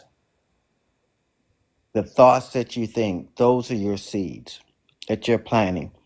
So if I told you I'm going to go outside and plant me some orange seeds, so I can have plenty of apples to eat, what would you think of that? You're like, is this guy crazy? If he wants apples, he's going to have to plant apple seeds. So one of the first characteristics of the law of reciprocity is whatever you plant, you get exactly whatever you plant back.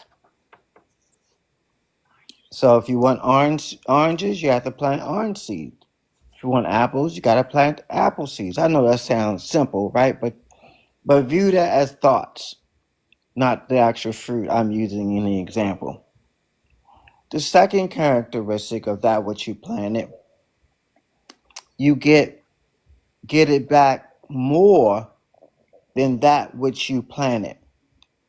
So if you put some seeds, some apple seeds in the ground, you get a tree that has many apples on it, and that replenishes itself every season. So not only do you get the seeds of what you planted, you get more than what you planted. So you get the same thing you planted and get more of that. And the third and final characteristic of the law of reciprocity, you get it back later. The season is which that seed takes root and grows to maturity and bears you the fruit. So A, you get exactly what you planted. B, you get more than what it was you planted, and you get it back later. So that law of reciprocity cannot be broken. It only can be confirmed. So if you're focusing on negative thoughts, those seeds of negative thoughts are being planted. A, you get back the negative thoughts that you have. B, you get back more than what you originally planted, and you get it back later. The same with positive. You plant positive thoughts, you get positive returns. You get more than what you planted, and you get it back later. So is Yeah, I there a agree with law? that. Is there a law above cause and effect? Well, we get to establish our own law. I was just reusing the law of reciprocity, the law of this 3D dimension that we're in planting a garden and seeing a garden come to fruition. Mm-hmm. I think that's why it's imperative that we sow seeds of delight with our brothers and sisters on a daily basis, because you want to be a delightful tree. You want to have a delightful tree that is its shade provides happiness to all. Mm-hmm. So in order to do that, to plant those seeds, one must be determined to, I guess, do good works unto others and providing delightful things and never giving pain. Never plant seeds of pain. What for what? Mm-hmm. You know, why would you sow with this concept in mind Mm-hmm. ever sow pain as a seed within yourself or to your brothers? Mm-hmm. You know, I think the highest law of it all is to love your neighbor as yourself and love the creator, the omnipresent one of all, above all, you know. So Yes, you're only told to serve the seeds of love. exactly. Yep. Yep. That's why I say it's only one law, and the law is love. Yes. And that Because here's the thing: you can plant the apple tree, and get the apple. You can plant the apple seed and get the apple tree, but you don't have to keep planting apple seeds. You can plant any seed. You have the right to choose to change, to right. repent. You get to revise. You don't, just because that's what you planted don't mean that's what you have to keep, right? Yeah, you Get can to also uproot. change your mind. You can uproot, like the brother said. You can uproot. You know, you can do a whole new garden, and that's with the renewing of your mind. Mm-hmm. Yep. Yep. Yep. Because sometimes you plant some seeds unaware. Oh, master, some tares came in. Who planted we planted wheat. We planted wheat. Who came and put these tares in here? With Right. those tares, Do we separate? He said, let them grow together.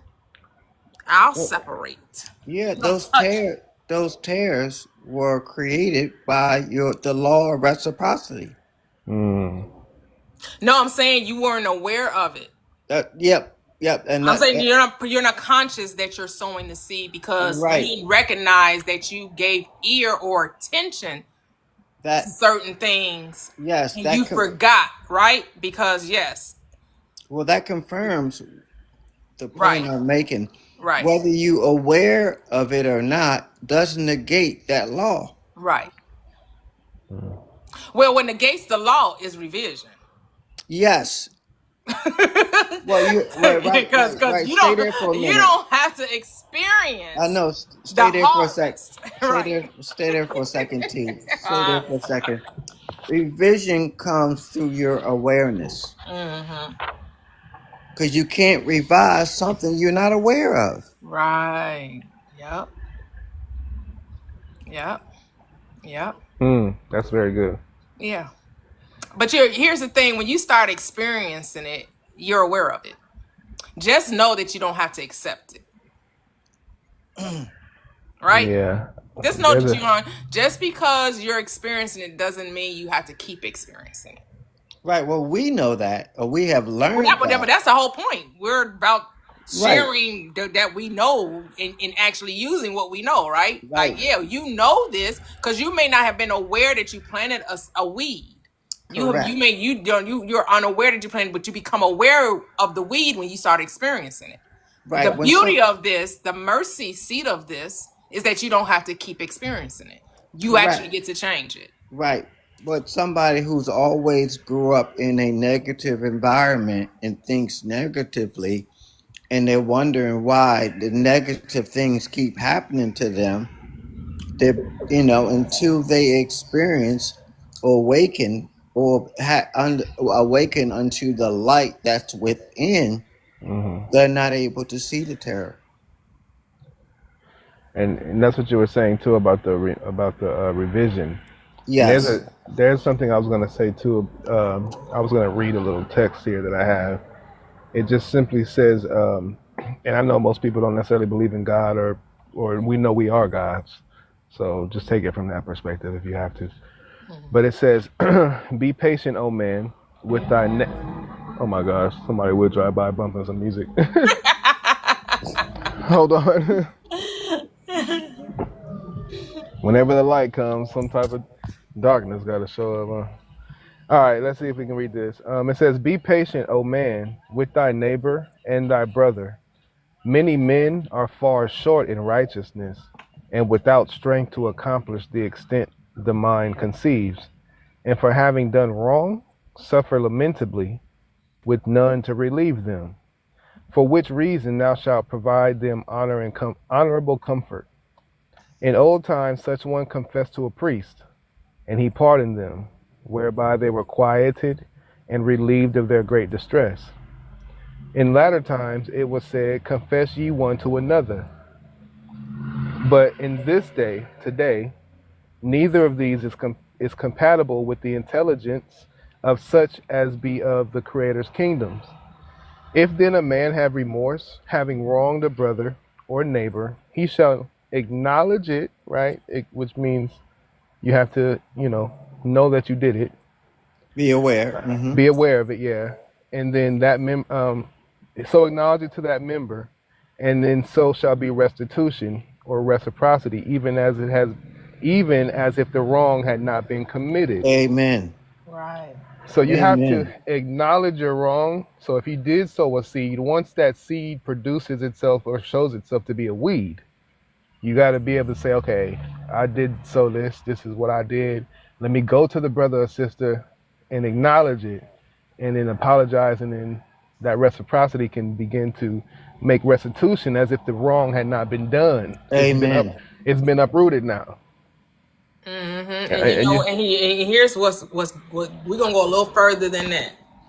You don't even got to go to them. You just got to go on your mind. Yep. That right there. All you got to do is go on your mind. Apologies are not required. Yep. Right you there. You only need to change it in your mind. Because it only happened in your mind. Yep. It only happened in your mind. The world, the outer, what's within will be reflected on the outside. Yes. Right. That's it. Because it's only you. There is no other.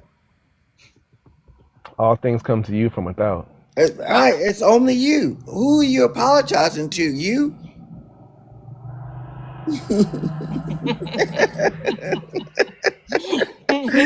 gonna tell you're sorry? That's where That's where repentance really means come into existence for you. Because some people will spend their whole life trying to get an apology and never get it, and gonna be mad their whole life because somebody didn't acknowledge their wrongdoing. But the power that you have is to recreate it in your mind that the wrongdoing never happened. Right. And then the And world will reflect that back to you, that it never took place. yeah, and that's one place that I've gotten in my personal life too, is just if I have been wronged by someone or felt offended by any situation, I've learned to not necessarily need to have an apology at all, but to just give it up to the all consciousness and know that, because I find peace within myself still, Yeah. even in the midst of me feeling bad about something that somebody did to me. When I take a deep breath the next moment, I find peace again. I feel peace. Like the peace from the creator is not. It's never not here. It's always there. You know what I'm saying? If we choose to acknowledge it and walk in it and say, you know what, let me just take a deep breath and just let it go. I always have that choice to forgive a person, let it go. Whatever, even if I don't necessarily want to say forgive, but I still in my heart I say forgiveness. Like I forgive a person. I know you're just a human. I know you fall short every day. You're not perfect. You in the same experience that I'm in your own way. You know, That's I how you might, operate in love. Yeah, that's how you. yeah, That's so in love. yeah.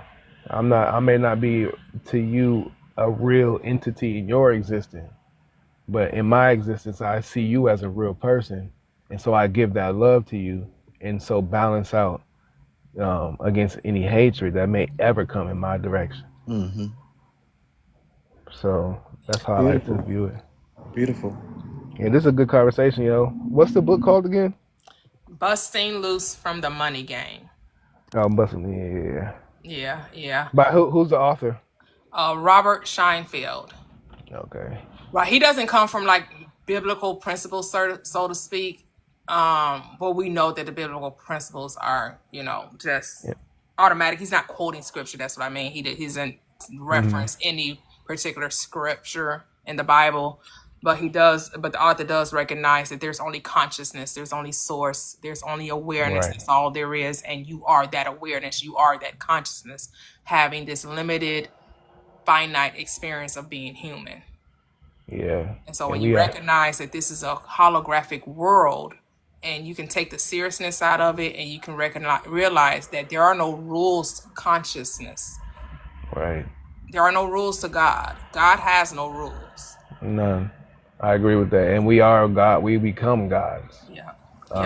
In time to come in the spirit, because I also agree too that because I know that just like money doesn't exist in the spiritual realms, in my opinion, I don't believe that there's a system of capitalism that exists in the higher heavens. The spirits and souls that are there have mastered the idea of coming together for a sole purpose of accomplishing whatever is needed for whomever and whatever community, right? And we have that ability to do that today. Like, for instance, there's enough trees on Earth for everybody to have a house without having to spend a dime. Yeah.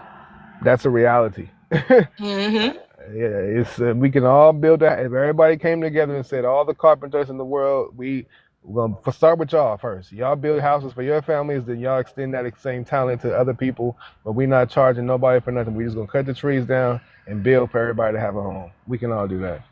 But capitalism keeps us blinded and makes us think that everything is so scarce. We gotta sell air in a can. That part. As if there's not an abundance of fresh air everywhere. Yeah. You know what I'm saying? I remember when I used to work in the corporate world, they were telling us you had to save the trees. We don't do that no more. But that was about 10 years ago. You save the trees, right? Like, don't, because everything was becoming, the digital thing. So it was like, just use the computer. Don't, we're saving the trees. We're saving the planet. I'm like, but yet here I go, still getting all of this junk mail. But you telling me that we got a scarcity of trees, but here we go. Man, I live in South Carolina. My backyard, every 2 years, I get a full forest grown. There you go. You know what I'm talking about? It's constantly the pine cones is constantly falling, new pine trees growing every day. So, that all that is coming from a fear right. mongering ideology to keep people trapped in a capitalistic system, Yeah. not knowing that the all consciousness, man, is sufficient for all of its creation, Yep. all of its creation. You know what I'm saying? So I don't fall into much. I try to manifest that higher light now. What I know, I try to put into practice now, and if it works, it works. You know what I'm saying? If I find that it needs to be, it's faulty in any way, then I let it go. But from right now, from what I can say is, I know for a fact that everybody can have what they need if, and I think eventually humanity will get to that point. I don't think that it's going to ever be a point where we continue to digress back to like the Stone Age and go backwards. I tend to believe that most people on the earth today are good people. It's just what we're bombarded with through media and politics and all that, that type of stuff. It makes it seem like the world is bad, but Right. the general people on the planet are good. You know what I'm saying? Yeah. We don't want wars. We want our children to grow in peace and in harmony. Like, so if we continue to walk in that consciousness, then we'll move the rest of the world to walk that way too, because the highest light always prevails. Yeah, I mean, in your world, that is the reality. That's what you have to see. In your world, that's the reality. In my world, that's the reality, right? Because we all don't live in the same world. Our world is based on our perspective about it. Everyone is experiencing their own consciousness, their own awareness. So it's about what you're aware of is what you will see. So if you want to see something different, then change your awareness. That's an easy thing. That's easy work too. Well, for some people, it's harder for some. Yep. And so let's see. We have another guest, Donna. Are you there? You can unmute.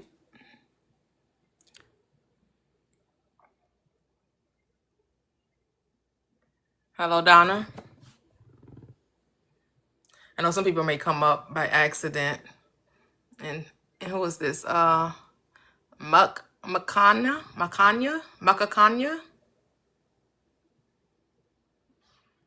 Mook.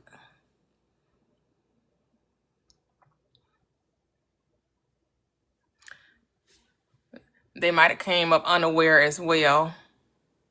Yep, we control our reality. And here's the thing: it's just so important to put your awareness on what you want and not on what they want, because there is no they. There's only consciousness. There's only God. That's all there is. There's nothing but God. And so God is playing the part of every being born of woman. God is dreaming of life, and depending on what state of awareness God is in that unique expression is how that person's reality will be. That persona, that mask that God is wearing in that particular individual. And so it's infinite ways to express the one, and that's all that's happening. Infinite expressions of the one.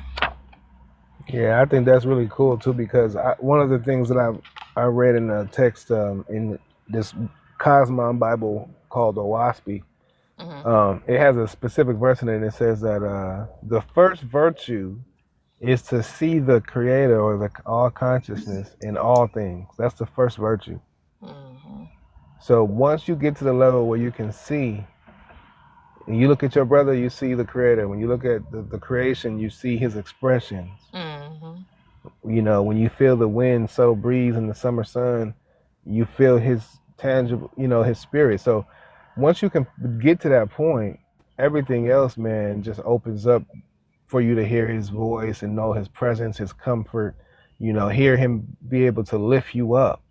Because that's all that I would say. I hate saying he, because it could be, she. Right.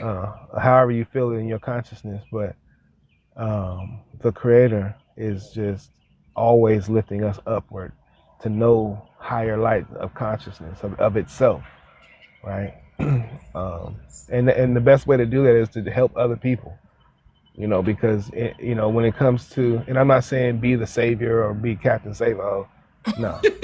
I'm not saying that. But I'm saying, But right, because it's only for those that desire the help, right? And it's not about helping; it's about being the light, being the example, right? Being the flame that attracts the moth, right? So you're the yeah, light in a dark place, and you know when the world sees the light, a lot of times it says the world received the light, but the world desired it not, right? The dark light came into the world, but the darkness received it not. So not everybody's ready to be awakened. Some people want to right. keep dreaming this dream of illusion of separateness. And so you got to leave them right where they are. Allow them to be in their dream of illusion of separateness.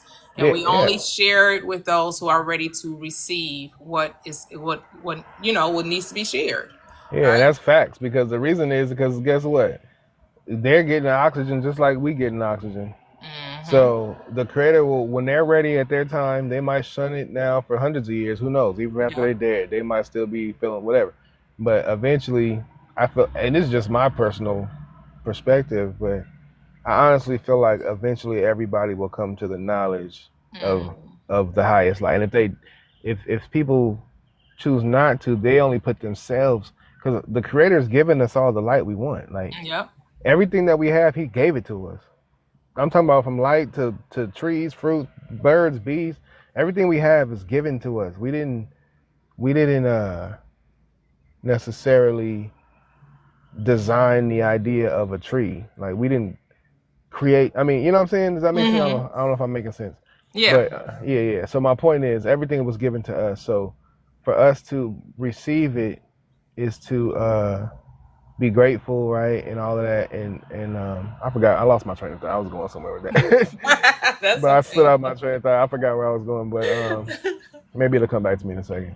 Oh, okay. Royal, did you have any you want to add regarding the book? It's chapter 15. You know, it's just like closing remarks, really. So I didn't do like a slide for that or a prompt for that. Yeah, nah. I mean, I didn't really have any notes written down, but I mean, just overall, the book was amazing. And chapter 15, was that where the people were talking? I mean, No, yeah.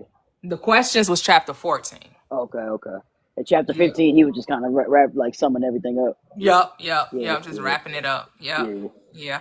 Making a call to now how are you going to choose to move now, right? right. You can continue in his mind to continue to play the phase 1 game, right? The human game, or move into phase 2 and play and play the game from consciousness, from awareness, from knowing that and none of this is real. It's just a play, and you get to decide what it is you want to experience at any time. Yeah. So what are you choosing? Phase 2, let's do it. Hey. Phase And 2, the let's go. thing is, you get to write the rules. I like how he said you don't have to do nothing he said in the book, really. Right. All right? This your life. You write the law. You write out your script, right? Write the script you want to experience. Take the limits off, right? Don't say, oh, well, I can't say I want this because, I don't know how I'm going to get it. Where, I want, say you want to experience a multi-million-dollar home. But right now your bank account is saying, yeah, it's laughing at you. You got to be kidding. What do you think you about to get some money to have a multi-million-dollar home? You're not supposed to consider the how. Only consider the what. Right? Yeah. Not the how, just the what. What do you want? And That's then, why I think they say the devil's in the details. Like, when, you know yep, what I mean? Like, when you start that's thinking where the about doubt that. comes. The doubt comes in the details. Yep. Yeah. They be saying the right stuff. It's just... They do, but you have to really put it in its proper perspective, right? Because we be thinking like this devil is some real entity that's looking to possess you and cause all calamity, but no, you're the devil. You're the only one that's doubting. That's facts, yo. Yeah. You're doubting, you're worrying, you're complaining, you're anxious, you're whatever, you know what I'm saying? Once you can let go of that mindset of thinking that you have to do something about it, right? That's what we have to let go of thinking we have to make it so. You're only required to be in the store and choose what you want. This is the smorgasbord of life, and everything is available to you. All you have to do is order it. Woo, girl, you speaking that truth right now. Look, I'm gonna tell you, man. That's what I was saying earlier. That's where I was going before I lost my train of thought. I was saying Jaja, or the creator. I say Jaja sometimes, but uh, he gave everything. All you have to do is choose what you want. That's it. Yep. You know what I'm saying? So And you can and choose it's not struggle. and it's not about the Yep. struggle. Even the struggle comes to make you better at the end of it all. Most people who are strong individuals, strong willed individuals, right, that want good in life, like us in this chat, we don't let shit overcome us. We might go through hard times, but what don't kill me make me stronger every time. I don't care if I had a cold last night. If I got over it, guess what? My body is stronger now. So for me, I don't complain about struggle. I think that to overcome it is where you gain from struggle. For You sure. know. But I think the mind fuck is that we created that, right? So whatever, you know what I mean? Like that's the crazy part. It's like, okay, if there is struggle or hardship, I created this shit. Like Yeah, that's to the make crazy yourself part. stronger. That's what it Right. has to be for. That's the only way it makes sense. I had to create this because I knew I had to get stronger. Stronger in what though? It could be But anything. that's the story you're telling. I don't tell that story anymore. I don't gotta struggle. Struggle's unnecessary. Struggle's Well, when you yeah. thought you had to do the work, but now you know you don't have to do the work. So where's the struggle? You don't make a thing so. You just say what you want, and you're supposed to sit back and chill. The struggle comes with you thinking you have to make it happen, when that was never your job. Since the works are finished, what were you supposed to do? Nothing. You don't make a seed grow. So you don't make your desires come. We don't make things happen. That was the curse. That was the error. We thought that we were supposed to work for a living. That was the curse to Adam. Oh, you will receive from the sweat of your brow. But the Christ just commands a thing. Christ didn't work for anything. Jesus Christ didn't lift a finger to do a damn thing. He said, oh, I'm just going to the Father. Father, I thank you that you always hear me. And then he commanded the thing to come, and it had to do what? It had to show up.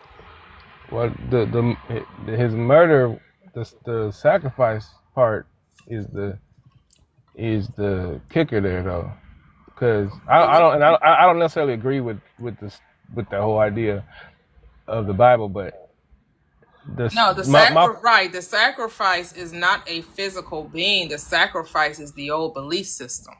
Oh, I see what you're saying. I see in that The perspective. sacrifice, the Bible is metaphysical. I don't take any of those things as happening in time and space. I say they happen spiritually within every man born of woman, especially those who awaken to the truth of their being, knowing that they are one with conscious, that they are consciousness having a limited experience. But the limitation is only in the mind. So once you loose the mind, the limitation is released. Yeah, I agree with you. I agree with you 100%. So I quote scripture, but only in light of coming from first person present tense.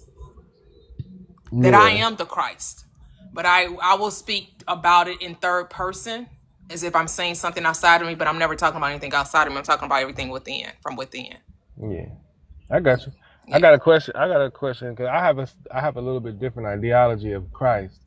But I don't believe that Christ is a person in general. I do believe that we are gods or have a quote unquote Christ consciousness within us, being a ray of light, as a kind of like we aren't the creator of all things, but we are as a ray of his person, right? Okay. So like Jesus said, you're gonna do greater things than me because I'm just at this point, y'all gonna be in a whole different time period doing way different shit than I'm doing here. Because we all sons and daughters of the Creator. So, my point is to say that, the Creator of all and man, the Christ. To me, the word Christ to me means the one who knows all things, is all powerful, you know, in all places at one time. I don't believe Jesus was that. I don't believe any human being is that, personally. Okay. So the creator is not the consciousness that we're speaking of as the, you know, the ever present, is not a man or born of a woman ever. You know what I'm saying? So, but we do have, like I said, we are expressions of itself. You know, so in that sense, yeah, we are gods and goddesses, not to be worshipped. Like I would never tell somebody, "Hey, God, I'm a god, worship me." Right. Right. No, Right. hell no. I'm God, but I'm your brother. You God too. My sister, you a goddess. You know, Right. we all supposed to be in this thing together in our expressions and in our own experiences with the Creator, learning with Him in our own way, or with it, Source, Right. in And our for own me, way. Christ is just the power and wisdom of the presence within you. Okay, I hear that. That's who Christ is. So you it's not you that's operating the body. It's the wisdom and power of the all that's operating the body. The you meaning the limited you, the logical you, right? Because it's two yous. It's you that's the power and presence of all there is, and then it's the limited version of you that thinks it's only human, that only wants to reason things out from a logical perspective, Physical, which right? right, which is the limitation, which is the five senses, right? That's the lower you only operate from what you can see, taste, smell, touch, hear. That's that carnal mind that the Bible speaks of. I But agree. Christ is the power and wisdom, the presence of the I am within every being born of woman. Everyone has the Christ. It's just not everyone knows that they are the Christ, Yeah. because Christ is asleep in you when you come into this experience. That's where I think a lot of confusion comes from. Like people act like Christ is Jesus' last name. You know, Right. like I don't even want to. Man. I'm not even about to battle if Jesus was real or not. Like really, I don't care. You know what I mean? Right, But at the right, end of the right, day, Jesus became Christ. Like we became right. Christ. Like Yeah. Christ awakens. You know what I mean? Versus Yep. like And he said that too. He said, "Know ye not that you are gods?" right. And Yep. that's when they tried to kill him. The Pharisees tried to stone him for that. So Yep. And you know Yep. what he told them? He said, y'all don't even go within yourself. And not only that, but then you stop other people from going within Yep. themselves. Like, you Yep. know what I mean? Mm-hmm.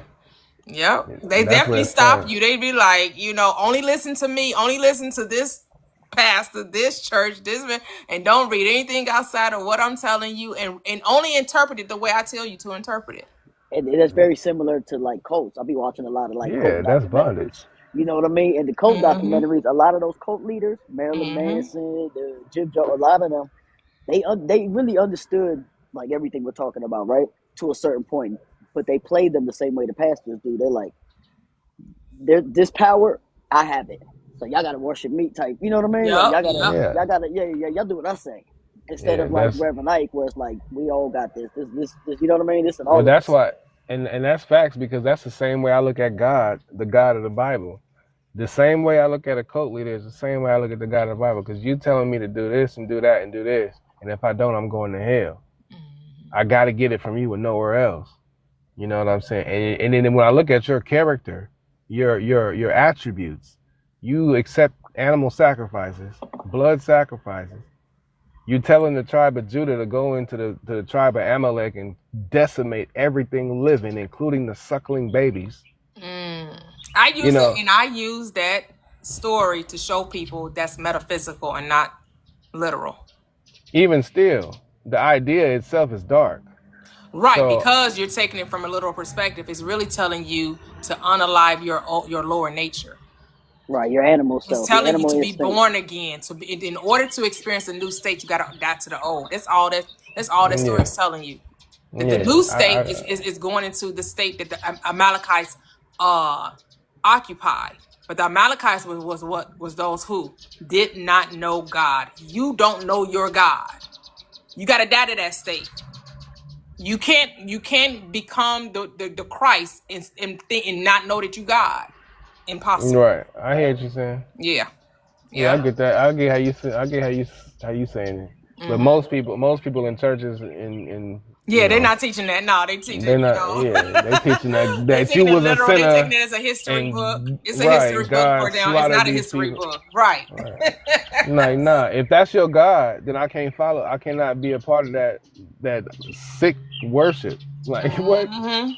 So I could see how. Yeah, I would have to spin it some type of other way because I'm not accepting that. Again, the Creator is life and happiness to all without harm or sacrifice to anybody. Right.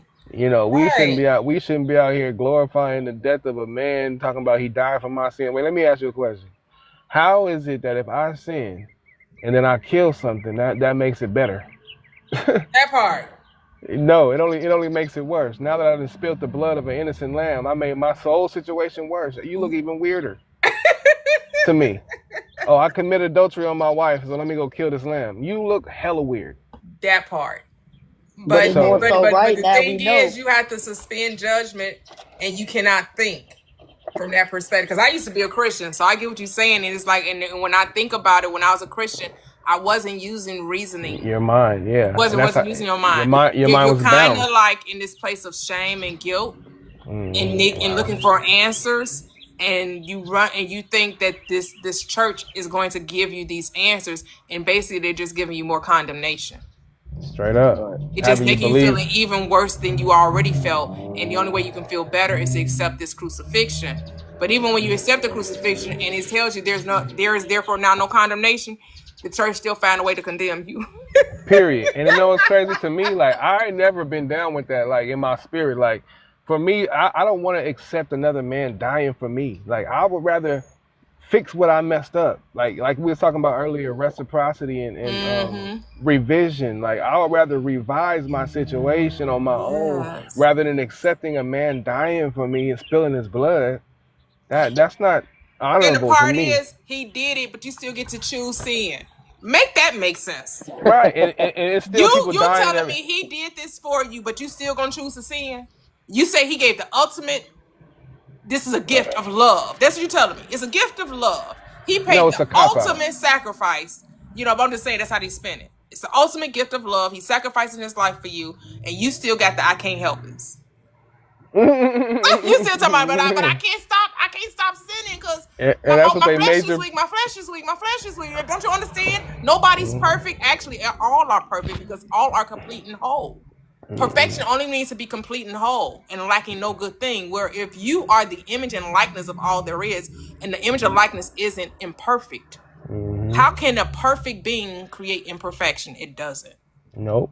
You were made perfect. That don't even make sense. Like, how you born a sinner? That part. You can't be 2,000 years ago. Man, come on, man. You can't be born a sinner. You're a baby. You have done nothing. You haven't even have a thought that's coherent yet. That part. Like, how have you committed any transgression at all against anything, anybody? You a child. So I tell people all the time, we really born at a zero state. We don't have no sin, nothing acquired to us, good or bad, when we first born.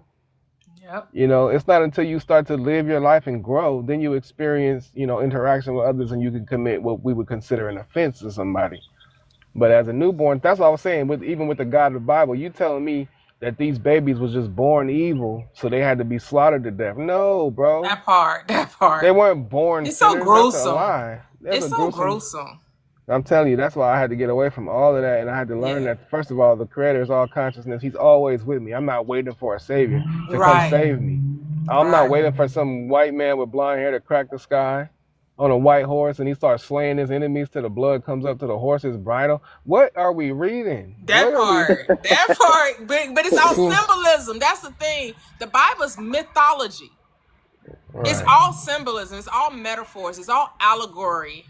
Yeah, I grew up a Christian, and y'all see my name, Judah. I went through the whole Hebrew thing too. So. Oh, did you? That's what I thought. Man. That's what I thought you was gonna come with. I'm like, here come the Hebrews. Like, I'm glad I didn't really judge you I kind of thought, but I still hear you out until you, because not all Hebrew Israelites. Unfortunately, I've had quite a few that seem very angry at life. I'm like, why y'all so mad? Man, because their deity is an angry, vengeful God. And then they really despise that I'm talking. They're like, as a woman, I came up here for you to shut your damn mouth. Right. That's what they did. It was like, that's what I came up here for. I didn't come to have a conversation with you. I came for you to be quiet and listen. That's crazy, ain't it? How they do sisters.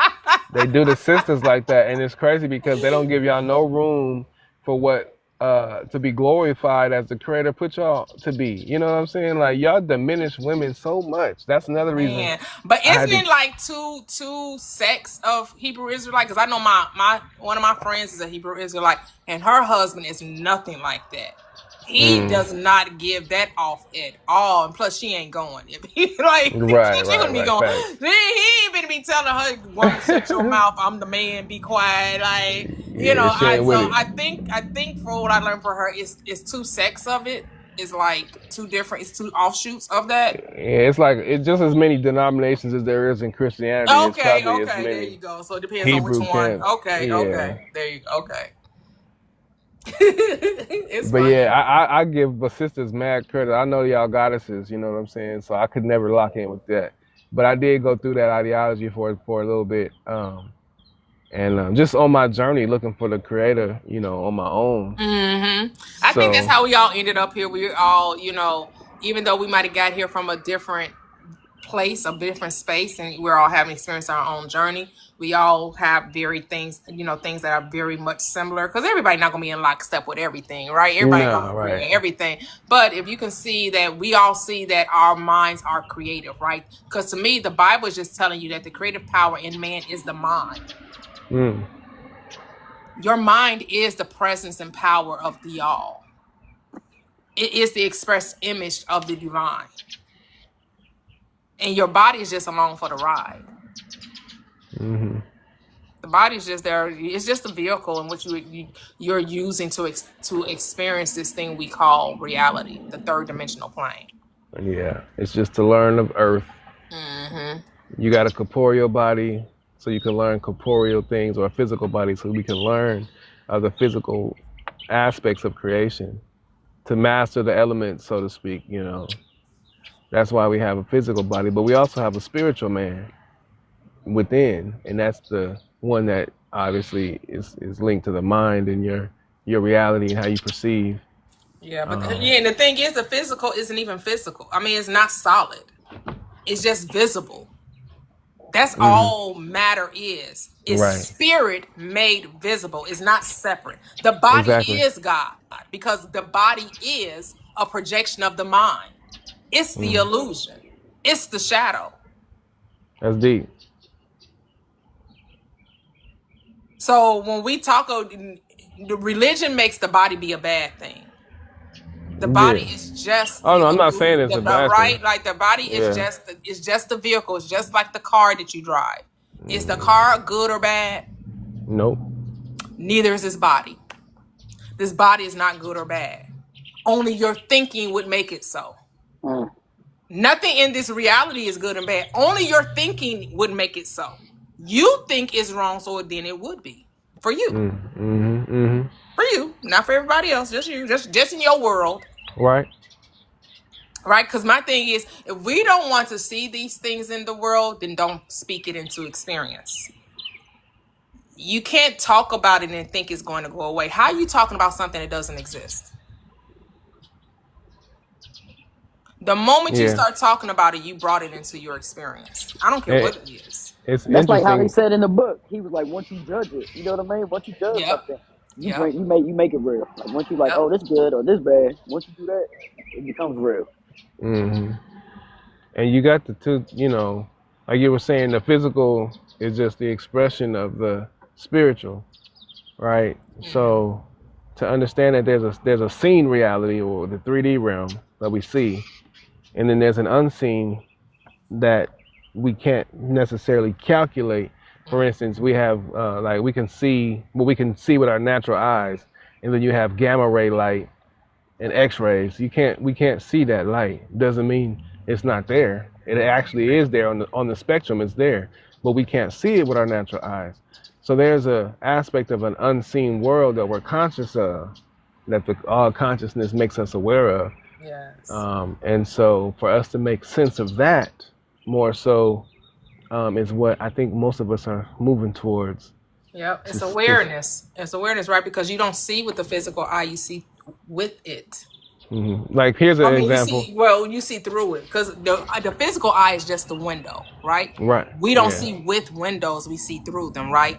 We see Right. with our awareness. So the more you Exactly. become more aware, you will start to see those different light energies, right? Because people say, "Oh, I can see auras." I guess some people have elevated to that consciousness, that awareness, to be able to perceive the light that most humans cannot detect with the human eye, Yeah, right? you got clairvoyance, clairaudience, people who can hear spirits or sense spirits and things like that. Yeah, that's a fact. That's a big deal. And then you got what was I gonna say? I keep losing my train of thought. That's okay. I keep it. But yeah. I was just saying the physical, the seen and the unseen, are are two realities that we have to master, I guess, Yeah. and learn. They're one and the same, right? Like you said, just because you aren't perceiving it doesn't mean it's Oh, not there. that's what I was gonna say. Like, here's a good example of how you can see. And I don't know, people can take this how you want it, but this to me is a good example. Like when you're sleeping, right? When you're asleep in your room and it's just you in your bed, and you have your eyes closed and you're dreaming, right? While you sleep, you actually hear things, but there's nobody around you, right? But you hear in the whole conversation in your dream. You actually see with your eyes closed, right? While you sleep, your eyes ain't open, but you see everything in your dream, right? Mm-hmm. So the question that I asked myself at one point was, what the hell am I seeing with when I'm asleep? What am I hearing with when I'm asleep? Nothing's making no sounds around me, right? Mm-hmm. So I had to learn, like, or just I guess my consciousness woke up and I realized or remembered that my spiritual body is always present and conscious. So even when my physical body is at rest, my spiritual man is still awakened. You know what I'm saying? Yeah. And But that's do, you but do see it you with have your to be spiritual eye. asleep? But do you have to be asleep to experience those things? No. No, you don't have to. That's nothing. You don't have to be asleep. But that's just one I'm way to just show saying that. you could do it now. Yeah, You could see without your eyes. You close your eyes, you can see many things. yeah, You can stop talking and speak within. So you would not only talk from within, you would also hear from within, right? right. So like we do that in our waking state and in our sleeping state. Yeah, exactly. But that's what I'm saying. That's the unseen part of yourself. Yep. That is that you can feel. You know it's there now. Like for me, when I realized that, it was like, okay, yeah, now I can see the difference between my physical body and my spiritual man, and I can access my spiritual man is more potent, obviously, than my physical, and I believe that all spiritual aspects are first more potent or more powerful than the physical aspect of life. Absolutely. Because without the spirit, the physical is dead, right? If my spirit comes out of my body, my physical part is no more moving. There's no function to it. Yep. Yep. It's just a wax figure, as one of the ladies said. This is a wax figure. Hey, some of It's a them clay wax. body. It's a meat suit, some people say. Some of us take care of ours and we look good in ours. Look, Yeah. shoot, it might just be a meat suit, but I'm gonna take care of it while I got You it. say you're gonna take care of it while you got it. I heard that. That's it. That's it. So we're gonna close out the book club. A-Town, do you have any final thoughts?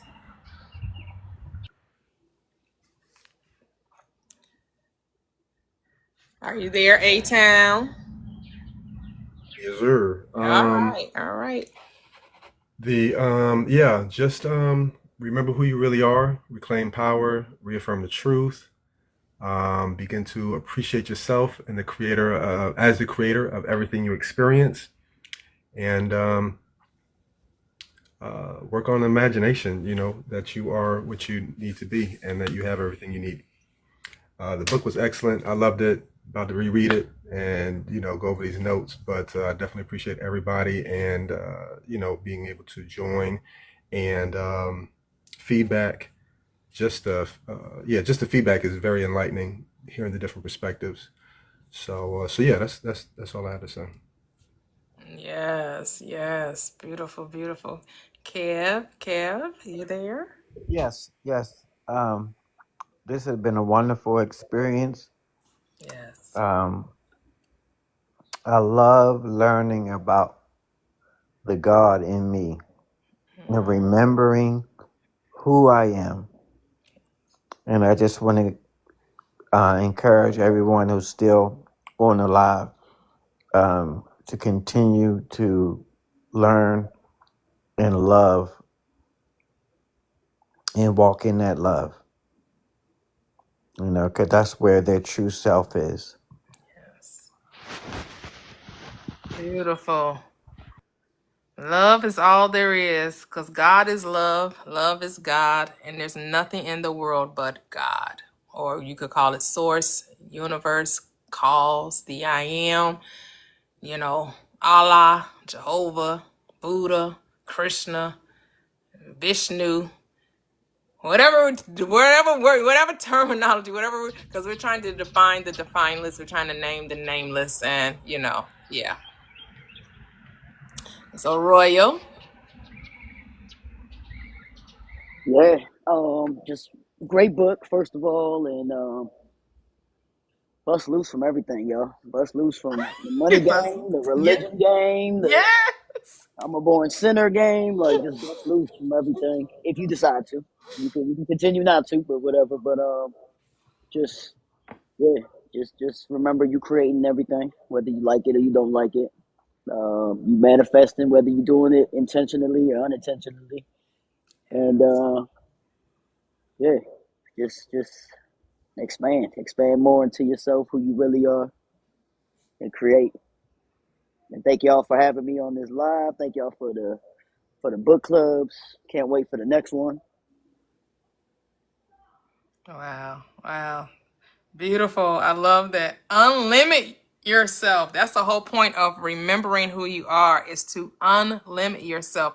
We are limitless beings having a human experience. So there is no end to the infinite possibilities. As they say, the electromagnetic field is infinite potential, is infinite possibilities. And the only limitation is the one you create. So once we let go of thinking that we have to do a thing other than be a thing, right? Just be still and know. Keep telling yourself that. Oh, thank you. Be, and I had my eyes closed. I opened my eyes right on time. That beautiful gift. I appreciate that, because I was talking with my eyes closed. Oh. But remember to be still and know. There's nothing to do, there's only to be. The doing is automatic. The body is compelled to do whatever the mind instructs it to. And the mind is God. The mind of man is the mind of God. That's why Jesus would say, I and my Father are one. But my Father is greater than I. My consciousness is always greater than anything it conceives itself to be. And the consciousness conceived itself to be man, to be human, to experience and dream, to dream you. God is dreaming you, dreaming that he's you, to experience life from your unique perspective. There ain't no other you. There's no other, you're your unique expression of the divine. And through you, when you have these desires, it's because consciousness wants to have that experience through you. And all you have to do is learn how to allow it. Just allow the experience to be expressed through you. So you can taste and see that the Lord, he is good. She is good. It's all good. What they say, God is good all the time. All the time, God is good. All the time. All the time. That's Go it. ahead, Prince Judah. You have final thoughts? Man, thank you, sister, for just providing a beautiful platform for us to be able to express our thoughts and feelings on these topics. I think that it's time that we free ourselves and bust loose from all of these false ideologies and just become who we are. And just like you said, just be the light. We bring the light to the party wherever we go, because we're Yes. conscious of it. We know that we bring the light to the dark spaces just by being good, So continue to be good, do good, for yourself, and I think that same good will be expressed to others as well. So, yep, that's all I had to say, man. Thanks for sharing, and thanks for having me on for a little bit. Oh, appreciate you. Thanks for joining. We enjoyed you as well. Thank you, thank you, thank you. So this is the third book that we've completed. The first series, and you can find all recaps on my YouTube channel. I have playlists for our book clubs that we've done. What was the first book? The first book was Neville Goddard's 5 Lessons. The second book was Dr. Joseph Murphy, The Power of the Subconscious Mind. And this is the third one that we've done, the trilogy. The third one. So Yep. what was the second one? The God is what? The Power of Your Subconscious Mind by Dr. Joseph Murphy. No. It was another one you said. Oh, The 5 Lessons. Yeah. By Neville Goddard. Oh, I thought you said about a goddess or something. Okay. No, Neville Goddard. He takes you on he walks you through the Bible a little bit. Each day he had like a 5-day lecture. Mm-hmm. They put it into into PDF form. Oh, and so each day he's walking you. He gives you like 3 or 4 scriptures and he breaks them down metaphysically. He shows you that they're parables and they're all about you. So that was a great discussion too, because reminding you that your consciousness, having the human experience, and to remember that you're the operant power, because the power doesn't operate itself. You get to command it. You have to speak what you want it to be, and thus it shall be. Right. So, and as a man thinks, so is he. Yep.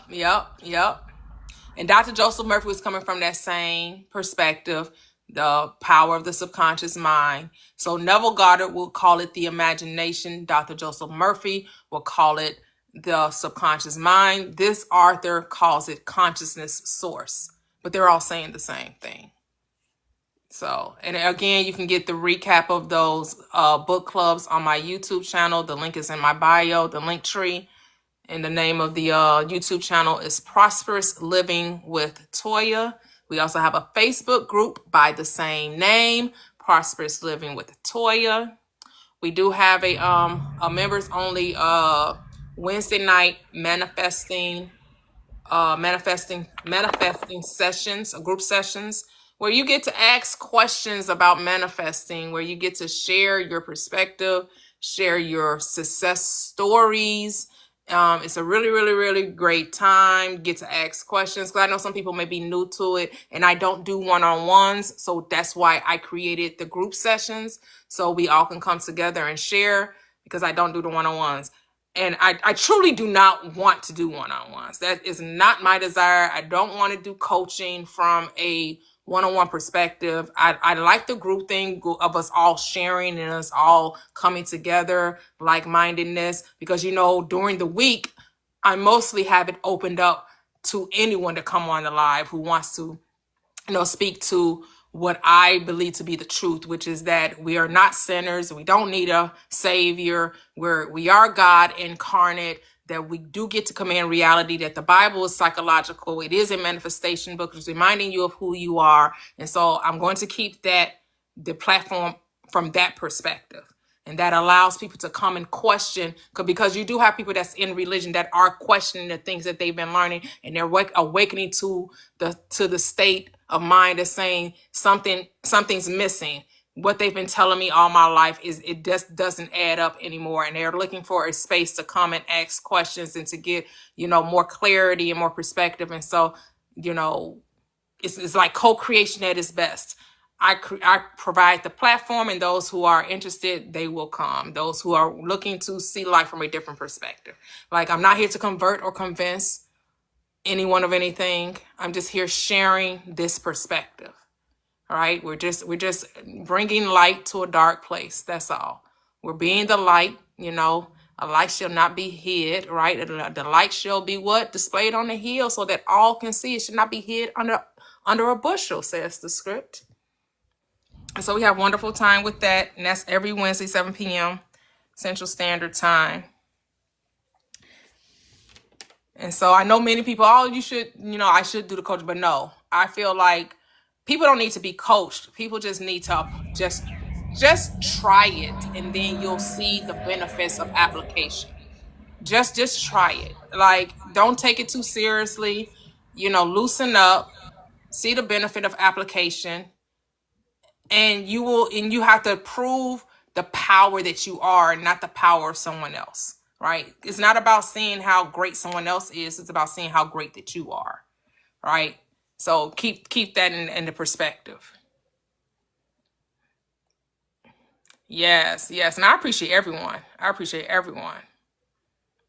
Oh, okay. Prince Judah also has a YouTube channel. Prince Judah Vaughn. Yes. So we'll just. Yeah, thanks, sis. Yeah, Oh, y'all can go over there and like, share, subscribe. I'll be talking about stuff that's dealing with, practical understanding of spiritual life and stuff like what we talk about on here. Same kind of concepts. cool. That's beautiful. I don't know when the next book club will be. In the Facebook group, though, if someone has a book that's along these lines, the consciousness awareness of, calling things that be not as though they were.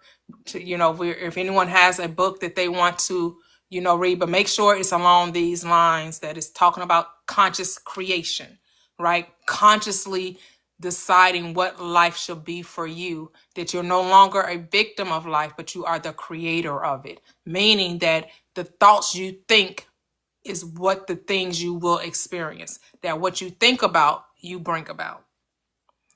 And so we'll vote on it, and whatever book wins, then that'll be the next book that we'll discuss.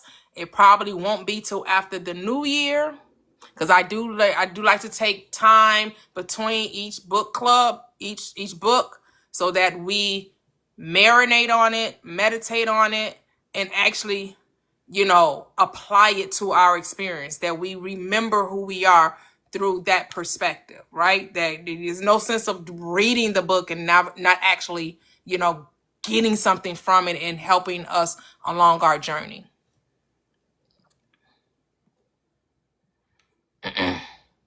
The channel for Prince Judah is Prince Judah Vaughn. He put it in the chat. The name of my YouTube channel is Prosperous Living with Toyia. You can go to my page and you'll see the link for the YouTube channel. Just go to my bio and you'll see the link to the YouTube channel. I'm also on Instagram as well. Royalty_forever, the number 4 ever. If you'd like to follow me there as well. But yes, this has been great. Thank you, gentlemen. Thank you, everyone who joined the panel. Everyone that, engaged in the chat.